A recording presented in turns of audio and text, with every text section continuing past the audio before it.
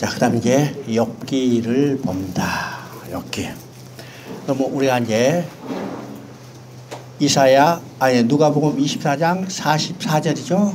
모세의 율법과 선지자의 글과 시편의 날을 가르쳐 기록한 것을 깨닫지 못하니었어요. 그러면 구약 성경을 세 부류로 나눴죠. 모세의 율법.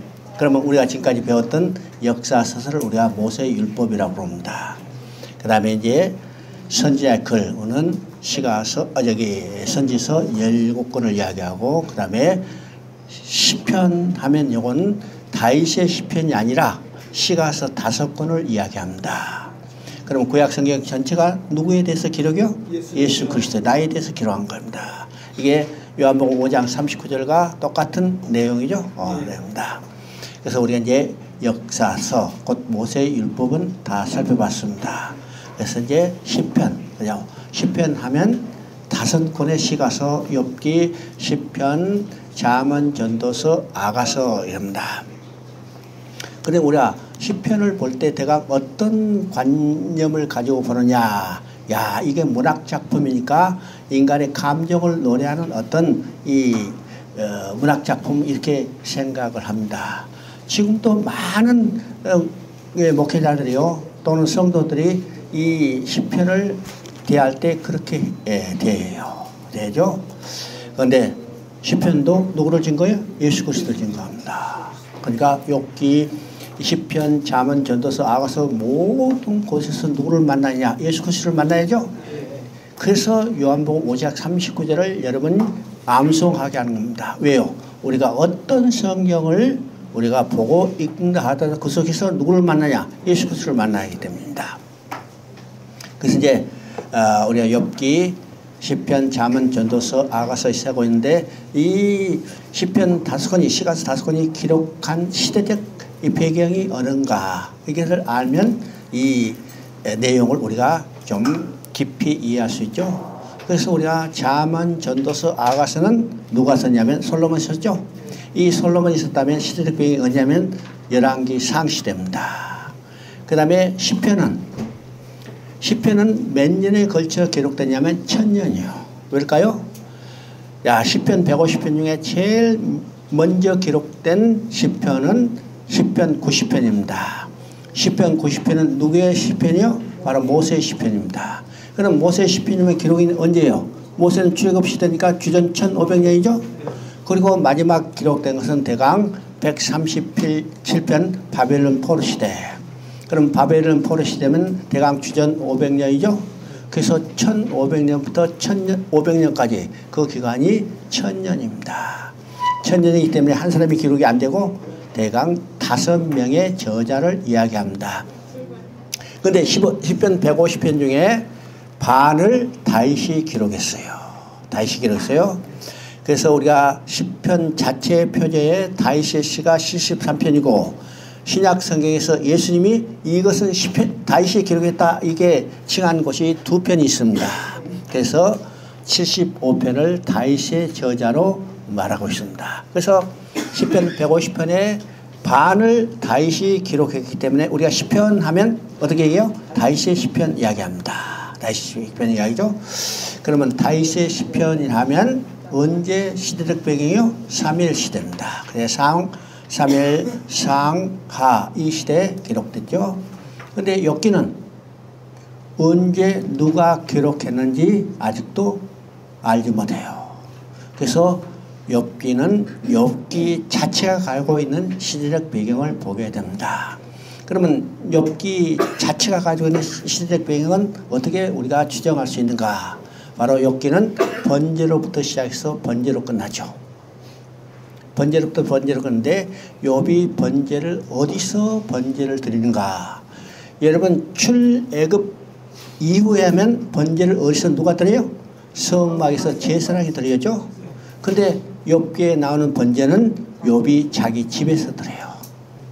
그러면 욥이 자기 집에서 드린다는 것은 어느 시대거든요? 족장 시대죠. 아브라함이나 이삭, 야곱이 드렸던 번제하고 같은 배경입니다. 그래서 욥기의 시대적 배경을 창세시대라고 부릅니다. 욥기의 시대적 배경을 창세시대라는 것을 염두에 두고 욥기를 봐야 합니다. 자, 우리가 이제 구약의 어려운 책이 어떤 책이냐 하면 첫 번째는 어느 책이라고 했어요? 레위기. 두 번째는 어느 책? 욥기. 아무리 읽어도 모르겠다. 그죠? 그래서 이제 레위기 읽다가 어떻게 해요? 레위기 읽다가 고개 숙이죠? 욥기 읽을 때는 이불 속에 들어가는 겁니다. 그죠? 이거 완전히 수면제예요. 왜일까? 욥기에 대한 관점이 우리가 잘못 이해됐기 때문이요. 내가 욥기를 주제를 어떻게 설정하고 욥기를 시작하는가? 고난의 문제에 초점을 두고 있습니다. 고난의 문제에 초점. 이 고난의 문제를 초점을 두고 아무리 해석해도 해석이 안 되죠. 그래서 욥기를 고난의 문제를 해결한 철학적으로 생각하기 때문에 읽을수록 골치 아픈 겁니다.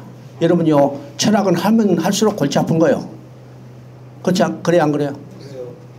철학은 하면 할수록 골치 아픈 겁니다. 그런데 우리 성경은 읽으면 읽을수록 재밌고 쉬워지는 거예요.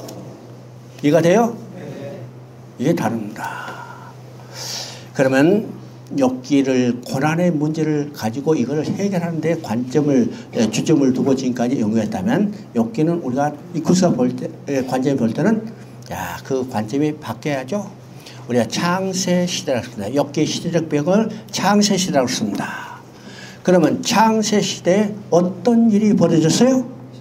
아담이 범죄하고 사단의 노예로 전락되므로 하나님의 이름과 영광이 훼손됐어요.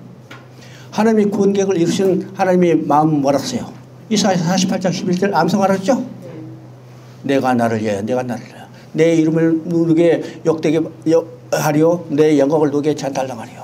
하나님의 이름과 영광을 회복하는 것이 하나님의 구원 계획입니다. 그러면 창세시대에 아담으로 말미암아 모독받은 하나님의 이름과 영광을 하나님께서 누구를 통해서 회복할 것인가? 그게 관심이죠? 그래서 욥을 내세웠어요. 욥을 내세웠어. 근데 욥도 궁극적으로 하나님의 이름과 영광을 지켜내지 못했죠? 그래서 누구만 지켜낼 수 있을까? 오직 하나님의 아들 예수 그리스도만이 아담으로 말미암아 모독받은 하나님의 이름과 영광을 회복할 수 있다는 것을 이게 욥기를 통해서 보여주는 겁니다. 욥기 내용 아주 간단하죠? 이 관점을 가지고 욥기를 읽어야 해요. 자, 1장 8절을 한번 읽어봅니다. 여호와께서 사단에게 이르시되 내가 내 종 욥을 주의하여 보았느냐? 그와 같이 온전하고 정직하여 하나님을 경외하며 악에서 떠난 자는 세상에 없느니라. 자, 욥이 지금 사단 앞에 내서 첫 번째 시험 받는 내용입니다. 이게 1장의 내용이죠. 사단이 어느 날에 하나님 앞에 나타났어요. 그 하나님이 사단에게 물어봅니다. 너 어디 갔더냐? 그랬더니 사단이 뭐랬어요? 세상 두루 돌아다녔다고 했습니다. 그때 하나님께서 말합니다. 내 종 욥을 주의하여 봤느냐? 그와 같이 온전하고 정직하여 하나님을 경외해서 악에서 떠난 자를 봤느냐? 그때 사단이 뭐라고 그래요? 하나님이 복주셨기 때문에 그가 그렇지. 만약 쳐보세요. 그때도 욥이 온전하고 정직하여 하나님의 악에서 떠난 자가 되겠는가? 그때 하나님이 사단에게 말합니다. 그러면 네가 쳐봐라. 그래서 사단이 욥에게 고난을 가하는 겁니다. 그래서 욥의 10자녀가 다 사라지고 재산도 다 없어졌죠. 그럼에도 불구하고 욥은 하나님의 영광을 찬송했어요. 이름을 찬송했습니다. 이것이 1장 21절 22절입니다. 내가 모태에서 알몸으로 나왔은즉 또한 알몸이 그리로 돌아갈 것이니 주신 자도 여호와시오 거두신 이도 여호와시오니 여호와 이름이 찬송을 받으실지이다 하고 이 모든 일에 욥이 범죄하지 아니하고 하나님을 향하여 어설프게 원망하지도 아니하니라. 고난에도 불구하고 하나님의 이름과 영광을 지켜냈죠. 자, 2장은요, 상은 비슷하지만은 이제 욥의 생명의 지장이 없는 범위에서 신체에 직접적으로 타격을 가하는 거죠. 그래서 사단이 욥에게 악성 종기가 나게 하는 겁니다. 악성 종기가 얼마나 심한지 발끝부터 정수리까지 긁어댔다고 했어요. 여러분요, 경제상황이 어려우면 의사들도 어렵죠. 제일 먼저 굶어 죽는 의사가 누군지 알아요? 제일 먼저 굶어 죽는 의사가 치과 의사예요. 그죠? 이빨 아프면 빼버리면 돼. 그죠? 그 다음에 내과요. 그 다음에 외과요. 그 다음에 끝까지 살아남은 의사가 누굴까? 피부과 의사입니다. 그죠? 여러분, 가려우면 못 견뎌요. 못 견뎌. 이 악성 전기가 얼마나 심한가. 발끝부터 정수리까지 긁어댔다고 했죠? 그죠? 그럼에도 불구하고 심지어 자기 아내는요, 욥을 저주하고 도망가 버렸죠? 떠나버렸죠? 그럼에도 불구하고 욥은 하나님의 이름과 영광을 지켜냈어요. 그죠? 자, 그러면 첫 번째, 두 번째 사단의 시험에 욥은 하나님의 이름과 영광을 지켜냈죠? 문제는 세 번째입니다. 자, 욥이 고난받고 있다는 소식을 듣고 세 친구가 이문하러 찾았습니다. 그죠? 세 친구가 이문하러 찾아서 욥을 보는 순간에 말문이 막혀버린 겁니다. 여러분이 어진간이 어려워야 이루할 말이 있죠? 완전히 팍 사가버리면 이루할 말도 없는 거예요. 그래서 그 팍 사가버린 이 욥을 보고 세 친구가 할 말을 잊어버렸죠? 그래서 이문하러 온 세 친구, 그리고 이문 받아야 할 욥이 서로 쳐다만 보고 있는 겁니다. 할 말을 잊어버리고. 며칠 지났어요? 7일 동안. 정말 자, 견디기 어려우면 답답하죠? 그래서 견디지 못한 욥이 입을 열어서 독백을 하는 겁니다. 이것이 3장이요. 자, 이게 나온 대로 한번 읽어봅니다. 3장 1절을 그 후에 욥이 입을 열어 자기의 생애를 저주하니라. 11절 어찌하여 내 곁에서 죽어나오지 아니하였던가. 어찌하여 내 어머니가 해산할 때 내가 숨기지 않았던가. 이러한 자는 죽기를 바라도 오지 아니하고 땅을 파고 숨긴 보배를 찾음보다 죽음을 구하는 것이 더하다가. 자, 이게 세 개를 봤습니다. 첫째는 자기 생애를 저주하죠. 두 번째는 자기를 태어나는 모태를 원망하죠. 세 번째는 죽기를 원하는 겁니다. 그러면 자기 생애를 저주하고 모태를 원망하고 죽기를 구하는 것은 누구에 대한 원망이요? 생명의 근원 대신 하나님께 대한 원망입니다. 그러면 사단의 시험에 하나님의 이름과 영광을 지켜냈던 욥도 궁극적으로 하나님의 영광을 지켜내지 못했죠? 그러면 인간 누구도 아담으로 말미암아 모독받은 하나님의 이름과 영광을 지켜낼 수 없다는 겁니다. 그럼 누구만 지켜낼 수 있어요? 오직 하나님 아들 예수 그리스도만이에요. 그래서 마태복음 4장 1절부터 11절까지 보면 예수님이 공생애를 시작하기 직전에 어떤 일이 있어요? 사단 앞에 내어서 시험 받는 내용이죠. 그러면 그 시험 받을 때 예수님이 넘어졌어요? 아니면 이기셨어요? 이겼죠. 예수님이 받은 그 시험은 세 가지인데 이 시험의 내용은 에덴 동산에서 아담이 받았던 시험과 똑같은 내용이죠? 똑같은 내용입니다. 자, 아담은 가장 좋은 환경 가운데, 그렇죠? 가장 좋은 환경 가운데 사단의 시험에 넘어졌어요. 그러나 예수님은 가장 악한 환경 가운데 사단의 시험을 이겨냈습니다. 여러분요, 예수님이 시험 받은 때는 어디요? 광야입니다. 광야는 죽음의 땅이죠. 또 예수님이 언제 시험 받았어요? 40일 동안 죄지신 후에. 아담은 가장 좋은 환경에서 넘었지만 예수님은 가장 악한 환경으로도 사단의 시험을 이겨냈던 거예요.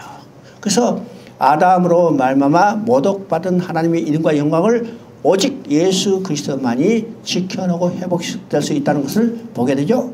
그러면 예수님은 언제 어떤 방법으로 하나님의 이름과 영광을 회복시켰어요? 십자가의 죽음을 통해서. 그래서 예수님의 십자가의 죽음은요, 요한복음은 순환으로 말하지 않고 하나님께 영광을 회복하는 일로 말하고 있다는 겁니다. 왜요? 예수님이 죽으셔야 하나님은 잃어버린 백성을 찾게 되고 잃어버린 백성을 찾아야 아담으로 말미암아 모독받은 하나님의 이름과 영광을 회복할 수 있기 때문이죠. 이것이 욥기의 핵심 주제입니다. 그리고 이제 4장부터 26장까지는 어때요? 자, 이문하러 온 세 친구와 더불어 반복되는 변론입니다. 반론은요. 자, 이 변론의 핵심은 우리가 세 사람을 보면, 자, 4장 7절에 엘리바스입니다. 생각해보라. 죄 없이 망한 자가 누구인가? 정직한 자의 끊어짐이 어디 있는가? 자, 8장에 빌닷을 봅니다. 하나님이 어찌 정의를 굳게 하시겠으며 전능하시니까 어찌 공의를 굳게 하시겠느냐. 내 자녀들이 주께 죄를 지었으므로 주께서 그들을 그 죄에서 버려두셨나니. 11장을 봅니다. 소발입니다. 지혜의 오미함으로 내게 보이기를 시기를 원하노니 이는 그의 지식이 광대하심이라. 하나님께서 너로 하나님의 하여금 죄를 잊게 하여 주셨습니다. 이 세 사람이 지금 변론하니 핵심적인 내용이 여기 있어요. 그러면 3번 반복해서 변론하지만은 그 핵심은 바로 여기 있죠. 한마디 말해요.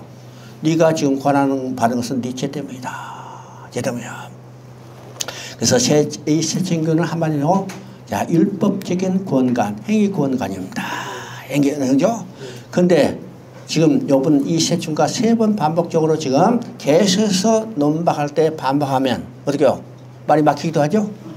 한 사람이 계속 한 사람 지적해서 하면요 말이 막히죠.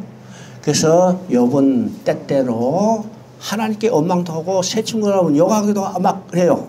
그런데 마지막에서 하나님은 이 새 친구의 논리적으로 정확하게 전개하는 이 반복을 논증을 칭찬한 게 아니고 공적으로 누구의 손을 들어줬어요?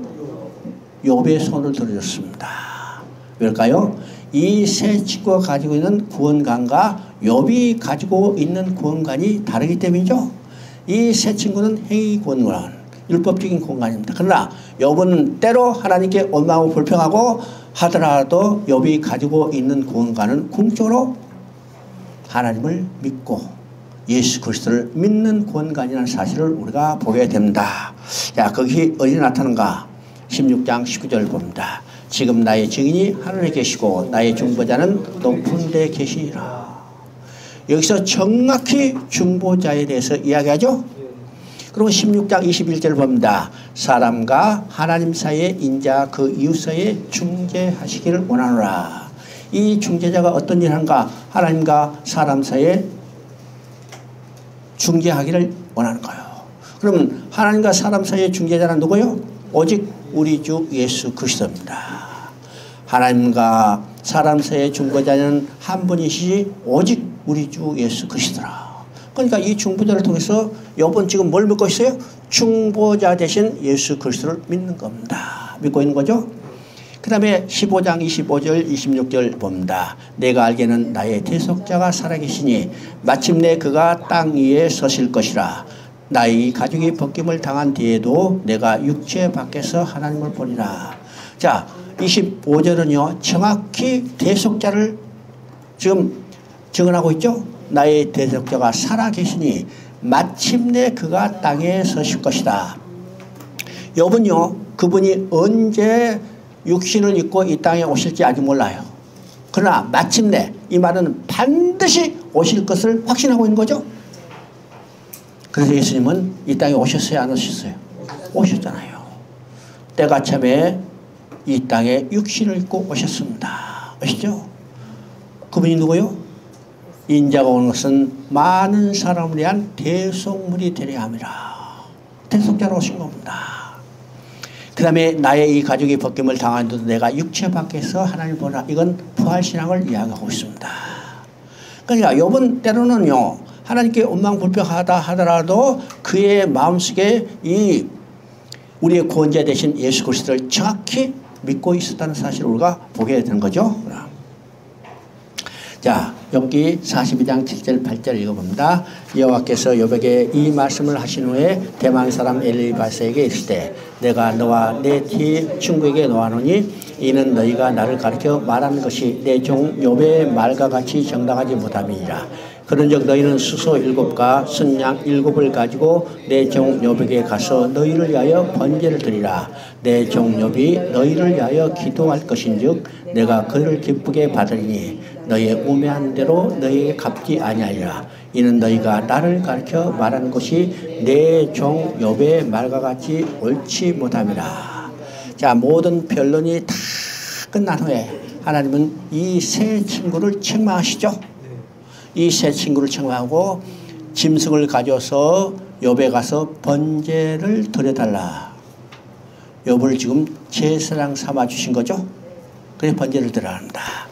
그러면 논리적으로 정확히 변론했던 이 세 친구를 칭찬하지 않고 반대로 원망하고 불평했던 욥을 높여주시고 이 세 친구를 욥의 말같이 옳지 못하다고 책망하죠. 왜일까요? 왜일까? 이 세 친구를 책망하는 원인을 우리가 세 가지로 이야기할 수 있습니다. 첫째는 이 세 친구가 논리적으로 아주 정확히 변론을 했지만은 이 세 친구는 욥의 고난에 나타나는 하나님의 뜻을 전혀 알지 못하고 있는 겁니다. 욥이 고난을 받은 것은 네 죄 때문이다. 계속 정지하죠? 여러분 욥이 고난을 받은 것은 욥의 죄 때문이었어요? 욥의 죄 때문이 아니죠. 하나님은 욥을 내세워서 아담으로 말미암아 모독받은 하나님의 이름과 영광을 회복시키기를 원했어요. 그래서 사단 앞에 내어놓고 사단이 내 시험을 받게 했죠. 그런데 이건 자기의 죄 때문에 받은 고난이 아닙니다.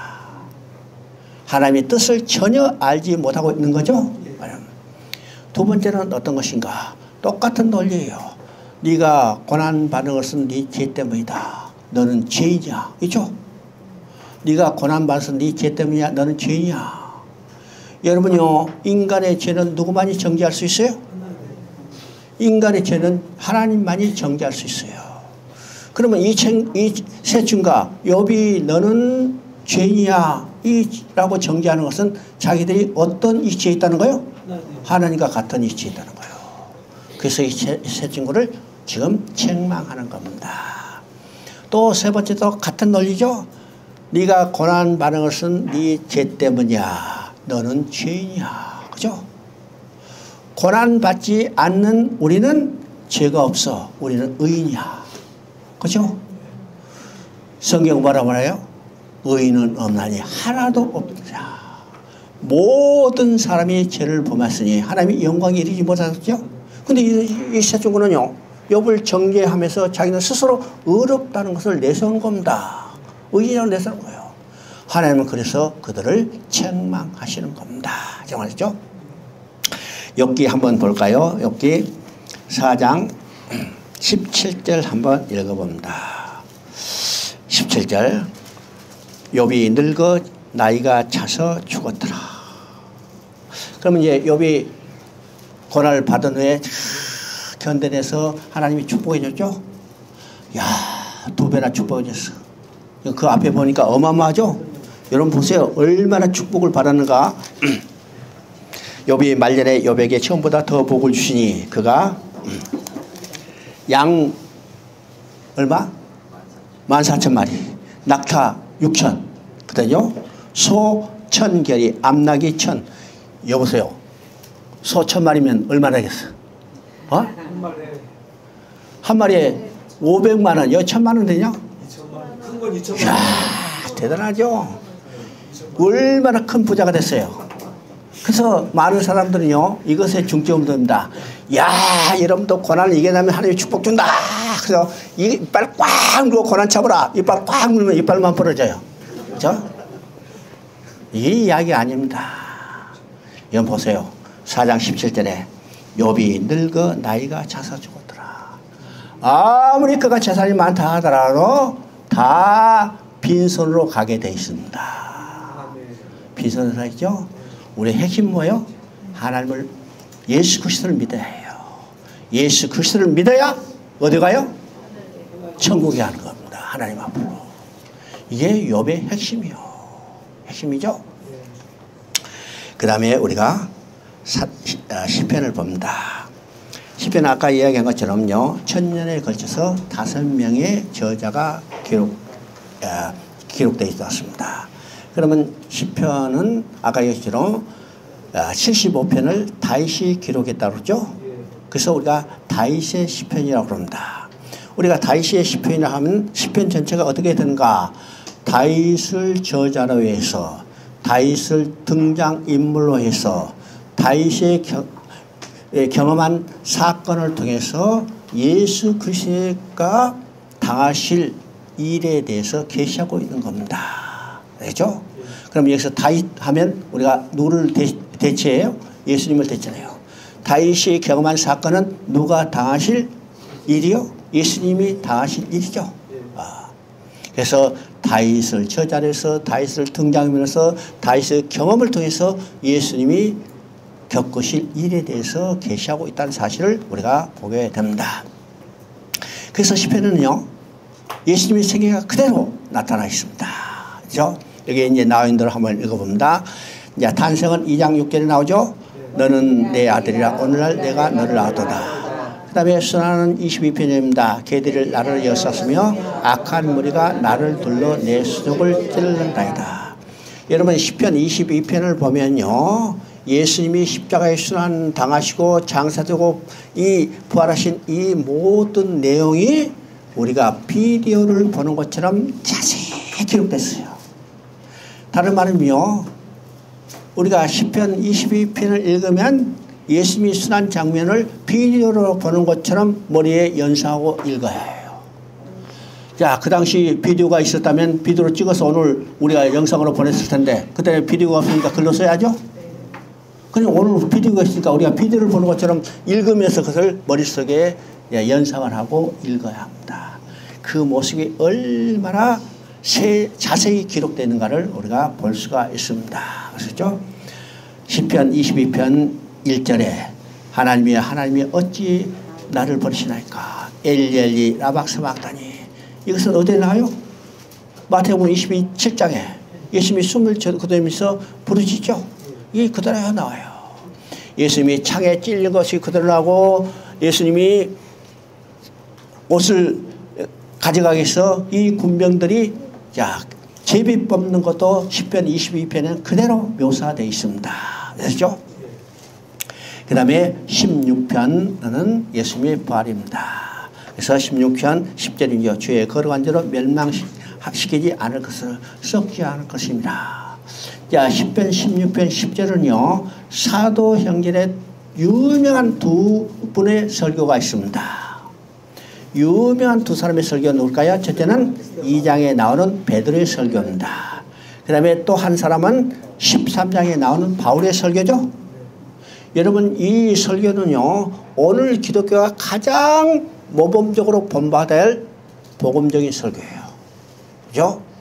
근데 이 베드로의 설교, 바울의 설교, 가장 유명한 이 두 설교에 예수님의 부활을 증거할 때 무엇을 인용했는가? 바로 10편, 16편, 10절을 인용했어요. 자, 10편에 보니까 주의 거룩한 자로 멸망시키지 않은 것을 썩지 않은 것입니다. 그런데 봐라, 바울이 죽어서 무덤이 우리 가운데 있는데 썩지 않은 걸 본다는데 이게 무슨 말이냐? 이건 다윗의 이야기가 아니라 다윗의 후손으로 오실 예수 그리스도의 이야기다. 예수 그리스도가 죽음을 당했지만 장사됐지만 그가 썩지 않고 부활할 것을 증거하는 겁니다. 그죠? 그 다음에 승천에 대해서 이야기합니다. 승천은 110편. 내가 내 원수로 내 발판이 되게 할까지는 너는 내 오른쪽에 앉아있으라 하셨도다. 또 심판지로 재림할 것은 50편에 나와 있습니다. 우리 하나님이 임하사 잠잠하지 아니하시로다. 그 앞에는 삼키는 불이 있고 그 사방에는 광풍이 불리로다. 그 다음에 메시아 왕국의 통치자로 오실 것이죠. 여호와께서 다스리시니 땅은 즐거워하며 허다한 섬은 기뻐할지다 하고 메시아 왕국이 계시되어 있습니다. 그래서 시편은요, 예수님이 생애가 그대로 묘사되어 있습니다. 그죠? 그 다음에 예수님이 다윗의 경험을 통해서 예수님이 당할 것에 대해서 지금 계시한다고 그랬죠. 그러면 다윗의 세 방면의 경험입니다. 그럼 그 다윗의 세 방면의 경험은 어떤 것일까? 첫째는 사울로부터 아무 까닭 없이 박해를 받고 도망 다니는 거예요. 여러분요, 다윗이 사울로부터 죽음을 피해서 도망 다녔죠? 다윗이 사울을 두들겨 팼어요? 도둑질했어요? 아무것도 안 했잖아요. 다윗이 하나님부터 기름 부음 받은 순간 사울이 악령이 들어서 다윗을 죽이려고 쫓아가는 겁니다. 아무런 까닭 없이죠. 예수님도 십자가에 못 박힌 것은 아무런 까닭 없이죠. 아무런 잘못 없어. 근데 그래서 다윗의 경험을 통해서 예수님이 아무런 까닭 없이 당한 고난에 대해서 계시하고 있는 겁니다. 두 번째는요, 아들 압살롬의 반역을 통해서 당하실 경험이요. 그러면 압살롬의 반역을 통해서 당할 경험하면, 야, 아들이 아버지 반역했다, 이렇게 생각하지 싶지만은 그런 것이 아니라 압살롬의 반역 때 다윗이 가장 가슴 아파했던 것이 뭘까요? 가장 가까운 친구의 배신이요. 여러분요, 아들이 반역하는 것은 이미 다윗은 하나님으로부터 들었어요. 들었어, 안 들었어요? 네가 범죄하거든 사람 야 인생 책기로 징계하리라. 다윗이 범죄했죠? 바세바 불륜의 관계를 갖고 그것을 은폐하기 위해서 남편 우리아까지 죽였어요. 살인죄죠? 그것에 대한 징계가 있을 것은 다윗이 이미 알고 있어요. 그래서 그 징계가 아들이 내게 반역했구나. 그래서 이 성경을 보세요. 압살롬이 반역할 때 여러 사람이 어저께 끌고 대갑니다. 뭐라고 써요? 어저께 성전에 갖다 둬라. 이미 압살롬의 반역은 하나님이 자기를 징계한다는 사실을 알고 있죠. 근데 그때 가장 가슴 아픈 경험은 뭘까? 가장 가까운 사람의 배신이요. 누구의 배신이요? 아히도벨의 배신입니다. 아히도벨은 어떤 사람일까요? 다윗의 어릴 때부터 친구. 소위 말해서 오늘 말하면 불알 친구죠. 그런데다가 다윗의 가장 가까운 모사였습니다. 그러면 다윗이 생각할 때 아히도벨은 어떤 일이 벌어진다 하더라도 자기를 감싸고 도와줄 조력자로 생각했는데, 아들 압살롬이 반역할 때 제일 먼저 배신한 자가 누구예요? 아히도벨이에요. 아히도벨입니다. 그것을 가장 가슴 아파 생각한 거예요. 그러면 이 경험이 누구에서 이루어지죠? 예수님이요. 예수님이 십자가에 못 박힐 때 반역자가 누구 있어요? 배반한 자구나. 바로 첫 번째는 우리가 너무나 잘 아는 것이 가룟 유다죠. 여러분, 가룟 유다만 배반했어요? 아니요. 11제자 다 배반했어요. 다 도망갔죠? 또 제자들만 배반했어요? 얻어먹었던 그 사람들도 다 배반했죠. 오병이로 잘 얻어먹을 때는 우리 왕이요 했는데 십자가에 못 박히기 어떻게 해요? 못 박으세요. 못 박으세요. 못 박으세요. 배반한 거예요. 이제 가장 가까운 사람으로의 배신이요. 세 번째는 것이고, 골리앗과 전쟁에서 승리한 것이 경험입니다. 그렇죠?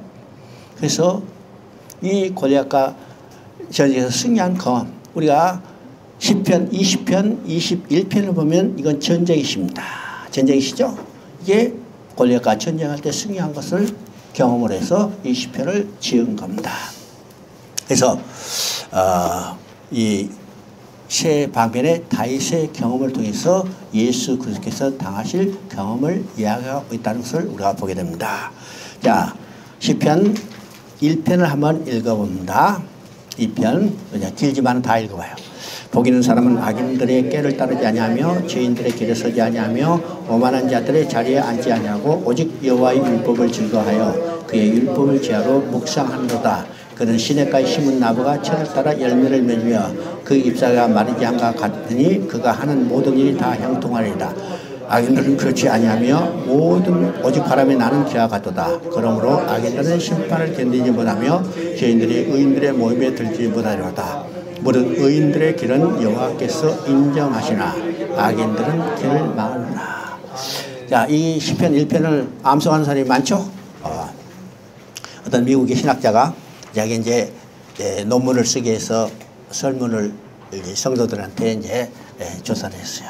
그 설문은 여러분 신앙생활에서 가장 좋아하는 성경 구절이 어떤 성경 구절입니까? 이게 이제 설문을 줬었죠. 그래서 그 설문 결과 미국의 성도들이 가장 좋아하는 성경 구절이 어떤 것일까요? 맞아요. 10편 23편 1절 뭐였어요? 여호와는 나의 목자시니 내게 부족함이 없으리로다.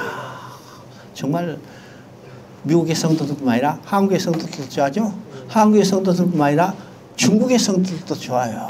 그렇죠? 중국에 이제 우리 학생들 집에 가보면 대부분이 시편 23편은 하나 붙어 있어. 어딘가 붙어 있어요. 그죠? 좋아해요. 여호와는 나의 목자시니 내게 부족함이 없으리라. 그 다음에 좋아하는 시편이, 여기 성경 구절이 어떠니까? 시편이 1장이요. 복 있는 사람. 이야, 복 있는 사람이죠. 그래서 우리 전도사는 만복이라 지었죠. 복 있는 사람. 그죠? 복 좋아하니까. 그래서 시편 1편을 많은 사람이 암송하고 있습니다. 암송하고 있죠? 근데 복 받기를 원하는데 이 복의 개념을 우리가 정확히 해야 한다고 했습니다. 성경적 복의 개념은 어떤 것이라고 했어요? 이미 내가 장식에서 설명했죠? 이건 세상 사람이 추구하는 세상적 복이 아니에요. 오복이 아니고 칠복이 아니고 만복이 아니고, 그죠? 하늘에 속한 모든 신령한 복입니다. 한마디로 말하면 하나님과 함께 기쁨의 즐거운 삶을 누리는 거예요. 그죠? 여러분요, 젖먹이 어린아이가 엄마만 있으면 되죠? 엄마만 함께 살면 되죠? 야, 젖병이 필요하다. 젖병 가득 싸놓고, 야, 젖병 많으니까 내가 기쁘다. 그래요? 젖병 필요 없어요. 엄마만 있으면 돼요. 이게 우리의 신앙입니다. 하나님께 돌아가서 하나님과 함께 기뻐하며 즐거운 삶을 누리는 거. 그죠? 이게 복입니다. 복이죠? 그래서 그리스도 안에서 하늘에 속한 모든 신령한 복. 그러니까 성경적 복에 대해서 정확히 우리가 개념을 합니다. 그러면 여기서 복 있는 사람이 있습니다. 이 복은 뭐예요? 하나님께 돌아가서 하나님과 함께 사는 의미요. 그러면 이제 시편 1절부터 6절까지를 읽었는데 이것을 도표로 그리면 바로 이 그림이죠. 그래서 시편 1편을 세 마디로 나누게 됩니다. 첫 번째는 의인과 악인이요. 지금 그대로 나와 있죠? 의인과 악인이요. 그러면 의인과 악인은 언제부터 나눠졌어요? 언제부터? 창세기 3장 15절이요. 여인의 후손과 뱀의 후손. 의인과 악인이죠. 그러면 여기서 의인과 악인은 도덕적 철학적 개념이 아니라고 그런다. 내가 분명히 이야기하죠. 성경적 의의 개념, 의인의 개념은 도덕적 윤리적 개념이 아닙니다. 그러면 여기서 의인은 누굴까요? 하나님 앞에 다시 돌아가게 된 사람. 그렇죠? 다시 이야기합니다. 왜 아담이 쫓겨났어요? 하나님은 어르신데 아담은 범죄함으로 불의한 자가 돼서 쫓겨났죠? 자, 불의한 자가 돼서 쫓겨난 인간의 가장 중요한 일은 하나님 앞에 다시 돌아가야죠. 하나님 앞에 다시 돌아가서는 어떻게 돼요? 의롭게 돼야 하나님께 돌아갈 수 있죠. 근데 인간이 스스로 의롭게 될 수 없기 때문에 하나님이 의롭다 여겨주시는 거예요. 누구를 통해서?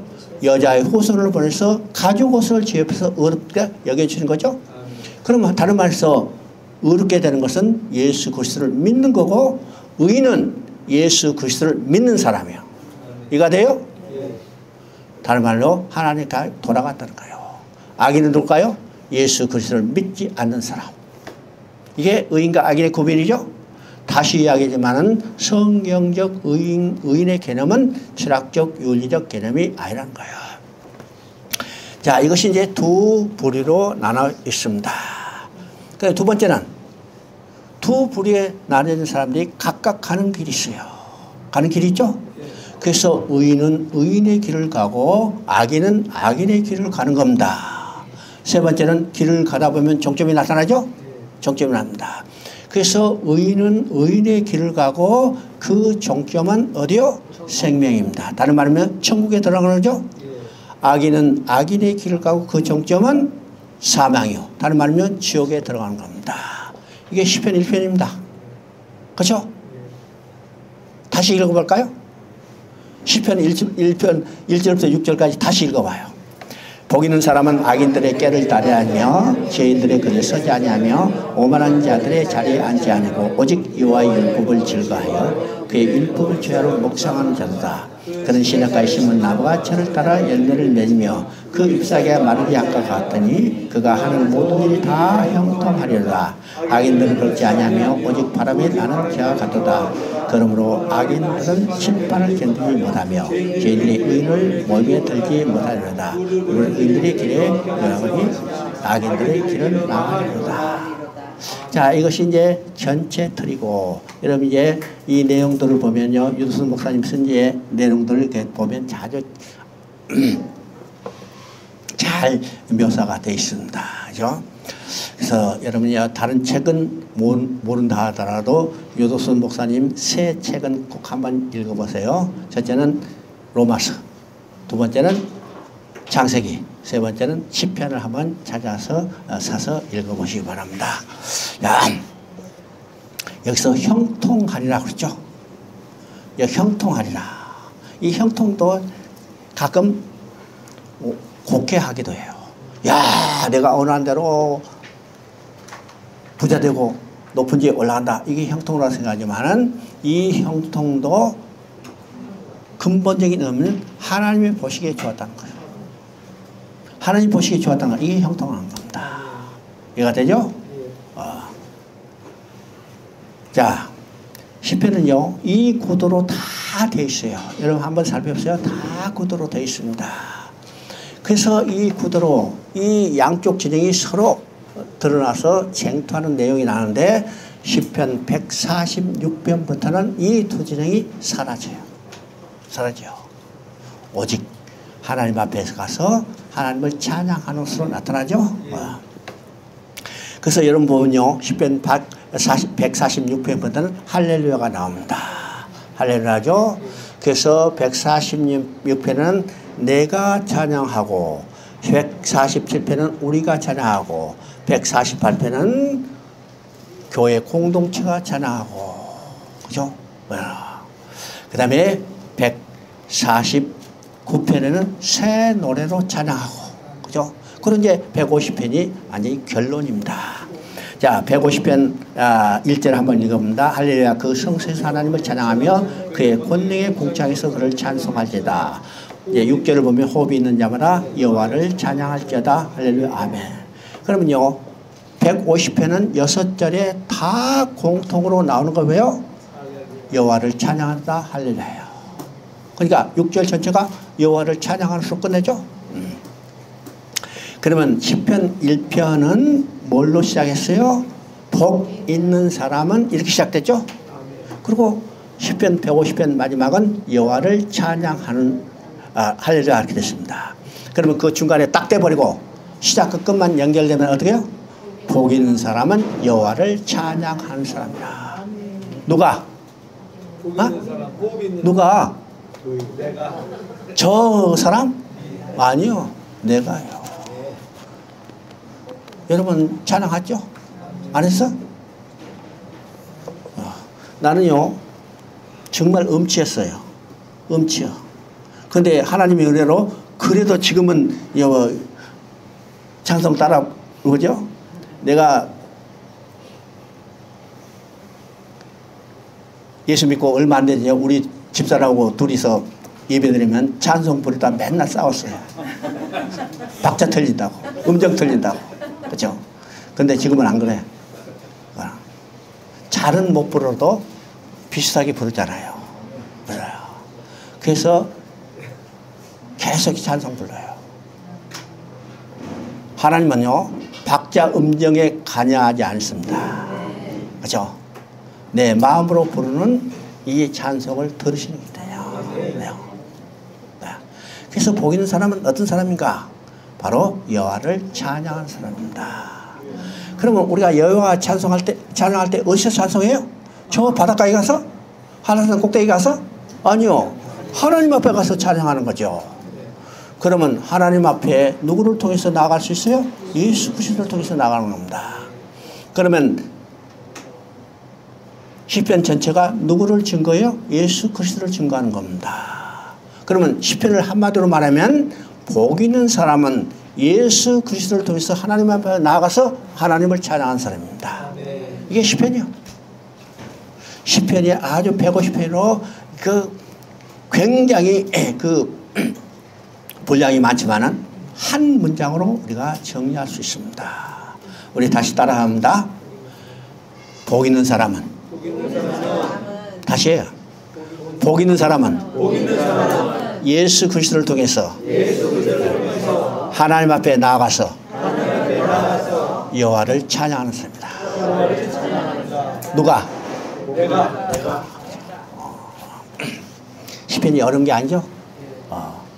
시편을 문학적으로 인간의 감정을 순화시키는 그런 내용이 아니죠. 하나님 앞에요. 그 다음에 이제 자문입니다. 자문 전도서 아가서는 누가 썼다고 그랬어요? 자문 전도서 아가서는 솔로몬이 썼는데, 자, 솔로몬은 우리가 성경에 보면 자문 3천수, 시가서 1,005수를 썼다고 그랬죠? 그럼 우리가 자문, 전도서, 아가서 이 세 책으로 됐으니까 솔로몬이 야, 내가 자문 써야겠다 책 제목으로 정해놓고 썼을까요? 아마 그렇지는 않았을 거예요. 우리가 이제 어떤 일을 하다가 또는 길 가다 생각난 대로 메모하는 사람들 많죠? 메모하죠. 어떤 시상이 떠오르면 시도 적고 수필도 적고 또는 어떤 이 지혜로운 말도 적어놔요. 수시로 적어놨어요. 아마 솔로몬도 그런 식으로 메모를 했을 겁니다. 이 메모가 자문이 3천, 시가수 1,005수인데 이것을요 후대 사람이 자문과 전도서와 아가서로 이게 편집을 했다고 이야기해요. 우리 이제 자문을 보면 24편 보면요 거기에 히스기야 왕 때 편집했다고 했습니다. 그죠? 이것을 근거로 해서 히스기야 왕 때 그의 학자들이 이 솔로몬의 자문과 시가서를 자문과 전도서 아가서로 분리해서 편집했다 이렇게 이야기를 하게요. 하여튼 어떤든 간에 세 책으로 지금 솔로몬이 썼는데 이 편집자들이 분류할 때 그 내용들을 보고 솔로몬이 살았던 인생의 시대별로 나눈 거예요. 그러면 자문은 어떤 때인가? 한참 왕성하게 일할 때 언제일까요? 중장년. 그 다음에 전도서는 언제 쓸까? 인생을 다 살아보고 저 관을 앞에 놓고 쓴 거죠. 이게 인생의 황혼기 내용이죠. 그 다음에 아가서는 언제일까요? 팔팔할 때, 그죠? 이 28청춘. 저도 28청춘이요, 거꾸로 하면, 그죠? 몰라? 28청춘입니다. 팔팔하죠? 그때 쓴 것이 아가서라고 그래요. 그래서 이제 자문은 어떤 걸까? 자문은 이거 청장년 아주 왕성하게 활동할 때 이게 일할 때죠. 그러면 왕성하게 일하면 뭐가 필요해요? 지혜가 필요해요. 그래서 자문에는 지혜란 말이 많이 나옵니다. 그죠? 그러면 우리가 자문하면 지혜를 하니까 어떻게 인생에 유익한 교훈을 얻을까? 이런 지혜를 생각하지만은 이 자문의 내용도 누구를 증거해요? 예수 그리스도를 증거하는 겁니다. 예수 그리스도를 증거하죠? 우리가 자문이 전부 31장으로 되어 있는데 우리가 자문을 기록한 목적이 지혜와 훈계를 알게 하며 그래서 우리의 지혜 부분과 훈계 부분으로 나눌 수 있습니다. 그러면 지혜를 원론적으로 이야기한다면 훈계는 이 지혜를 적용해 가는 상론이라고 이야기할 수 있습니다. 그러면 지혜 부분을 우리가 1장부터 9장까지 이게 지혜 부분, 원론 부분이라고 그러죠. 그리고 10장부터 31장까지는 지혜를 삶에 적용하는 적용, 곧 훈계 부분이라고 이야기할 수 있습니다. 그러면 1장부터 9장 사이에 원론 부분에서 반복해서 나오는 세 여기 명사가 있고 하나의 동사가 있습니다.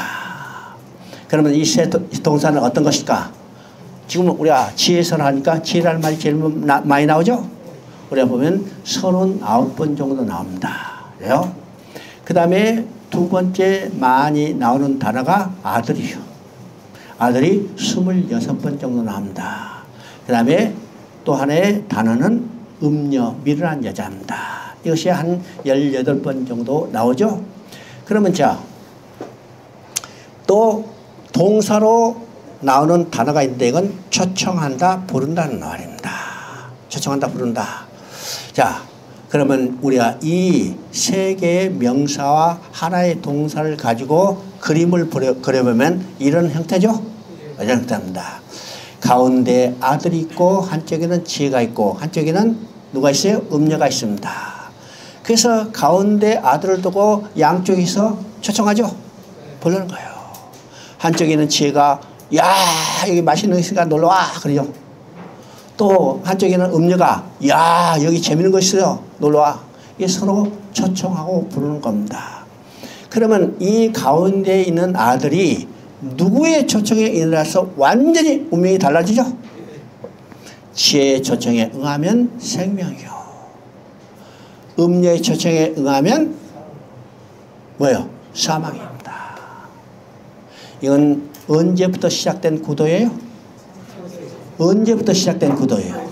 창세기에 바로 에덴 동산에서 있던 구도입니다. 가운데 누가 있어요? 아담이 있습니다. 한쪽에 누가 있어요? 하나님 계시죠. 한쪽에 누가 있어요? 뱀 사단이 있습니다. 가운데 있는 아담이 누구의 초청에 응했어요? 사단의 뱀의 유혹에 넘어갔어요. 그래서 결과적으로 어떻게 해요? 사망이 온 겁니다. 이게 창세 때부터 이랬던 구도죠. 그러면 이 구도는 언제까지요? 오늘까지? 아니요. 예수님이 재림할 때까지 계속되는 구도입니다. 여기서 보세요. 가운데 내가 있고 한쪽에 누가 있어요? 하나님 있고 한쪽에는 세상이 있어요. 양심에서 초청하죠? 우리는 누구의 초청에 응했어요? 하나님의 초청에 응했죠. 그래서 우리는 생명입니다. 이 구도라는 사실을 우리가 알아야 합니다. 그러면 이 구도에 한쪽에 지혜가 있고 지혜가 있죠? 지혜의 초청에 응하면 생명입니다. 그러면 여기서 자문에 말하는 지혜가 무엇인가를 우리가 살펴봐야죠. 이것을 알기 위해서는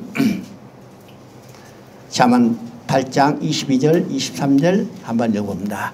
여호와께서 그 조화의 시작 곧 태초에 일하기 전에 나를 가지셨으며 만세 전부터 태초부터 땅이 생기기 전부터 내가 세움을 받았나니. 30절 봅니다. 내가 그 곁에 있어서 창조자가 되어 날마다 그의 기뻐하신 바가 되었으며 항상 그 앞에서 즐거워하여. 자, 지금 나라고 나 있죠? 여기서 나는 1절을 보면 8장 1절을 보면 여기에 지혜입니다. 8장 1절 한번 볼까요?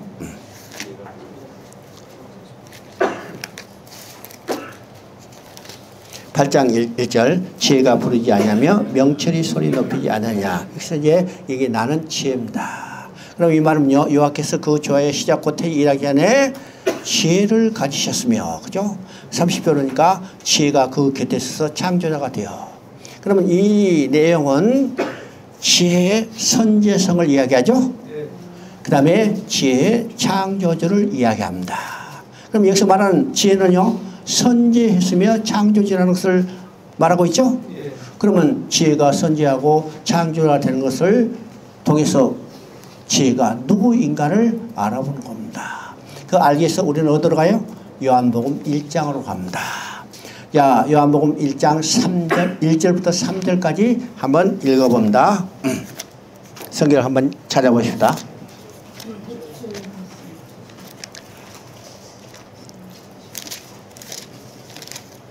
요한복음 1장 1절부터 3절까지 태초에 말씀이 계시니라. 이 말씀이 하나님과 함께 계시더니 이 말씀은 곧 하나님이시라. 그가 태초에 하나님과 함께 계셨고 만물이 그로 말미암아 지은 바 되었으니 지은 것이 하나도 그가 없이 된 것이 없느니라. 태초에 말씀이 계시다. 이 말씀은 지혜죠. 말씀이 계시다. 태초에 말씀이 계시다. 그리고 뭐랬어요? 이 말씀이 하나님께 계시고 이 말씀은 곧 하나님이라. 그가 태초에 하나님과 함께 계셨으니. 이 말은요, 태초는 영원부터 계신 것이죠. 여기서 태초는요, 창세기 1장의 태초와는 개념이 달라요. 여기서 요한복음 1장 1절에 나오는 태초는 영원의 시간을 이야기합니다. 창세기 1장 1절은 태초는 영원의 시간 가운데 하나님이 역사를 시작한 시간, 이것이 태초예요. 개념이 다르죠? 그래서 중국 성경에는 여기서 말하는 태초는 타이추라고 됐습니다. 그 다음에 창세기 1장은 지추라고 되어 있어요. 근데 우리는요, 용어가 없으니까 그냥 태초라고 썼죠? 그러니까 개념이 전혀 다릅니다. 요한복음 1장 1절은 영원의 시간이고 창세기 1장 1절은 영원 가운데 하나님이 역사를 시작하는 시간, 이게 태초입니다. 그러니까 지금 요한복음은요, 요한복음 말씀이 언제부터 계셨어요? 영원부터 계셨어요. 이게 선제를 이야기하는 겁니다. 그리고 그분이 누구요? 3절에 보니까 만물이 그로 말미암아 지은 바 같았으니, 이게 창조주죠? 창조요. 그러면 여기서 말씀 지혜가 선제했고 말씀은 창조주인데 그 말씀이 곧 누구신가? 1장 14절을 봅니다. 1장 14절. 말씀이 육신이 우리 가운데 거하시니 우리가 그의 영광을 보니 독생자의 영광이요 은혜와 진리가 충만하니라. 말씀이 육신이 되어 우리 가운데 거하신 그분이 누굴까요? 육신을 입고 오신 하나님, 곧 그분이 누구냐? 예수 그리스도예요. 예수 그리스도죠? 그러면 우리가 잠언으로 돌아가서 한쪽에 누가 계세요? 지혜 대신 예수님이죠. 예수님입니다. 그러면 예수님의 초청에 응하면 생명이요, 사단의 초청에 응하면 사명이라. 예수님이 우리를 초청했죠? 나를 믿는 자는 멸망치 않고 영생을 얻으리라. 나를 믿는 자는 사명에서 성령으로 옮겨내리라. 예수님의 초청에 응한 자는 생명이요. 그러니까 자만에서 지혜도 누구를 증언해요? 바로 예수 그리스도를 증언하는 겁니다. 예수 그리스도죠? 자, 그 다음에 전도서를 봅니다. 전도서는 언제적의 내용이라고 했어요? 솔로몬의 인생 다 살아보고 이제는 마지막을 바라보면서 쓴 이때의 이러죠. 그래서 전도서 여러 가지 말이 있는데 전도서의 가장 핵심적인 단어는 헛되다는 말입니다. 헛되다는 말, 우리가 성경을 한번 읽어볼까요? 전도서 1장 1절 한번 읽어봅니다.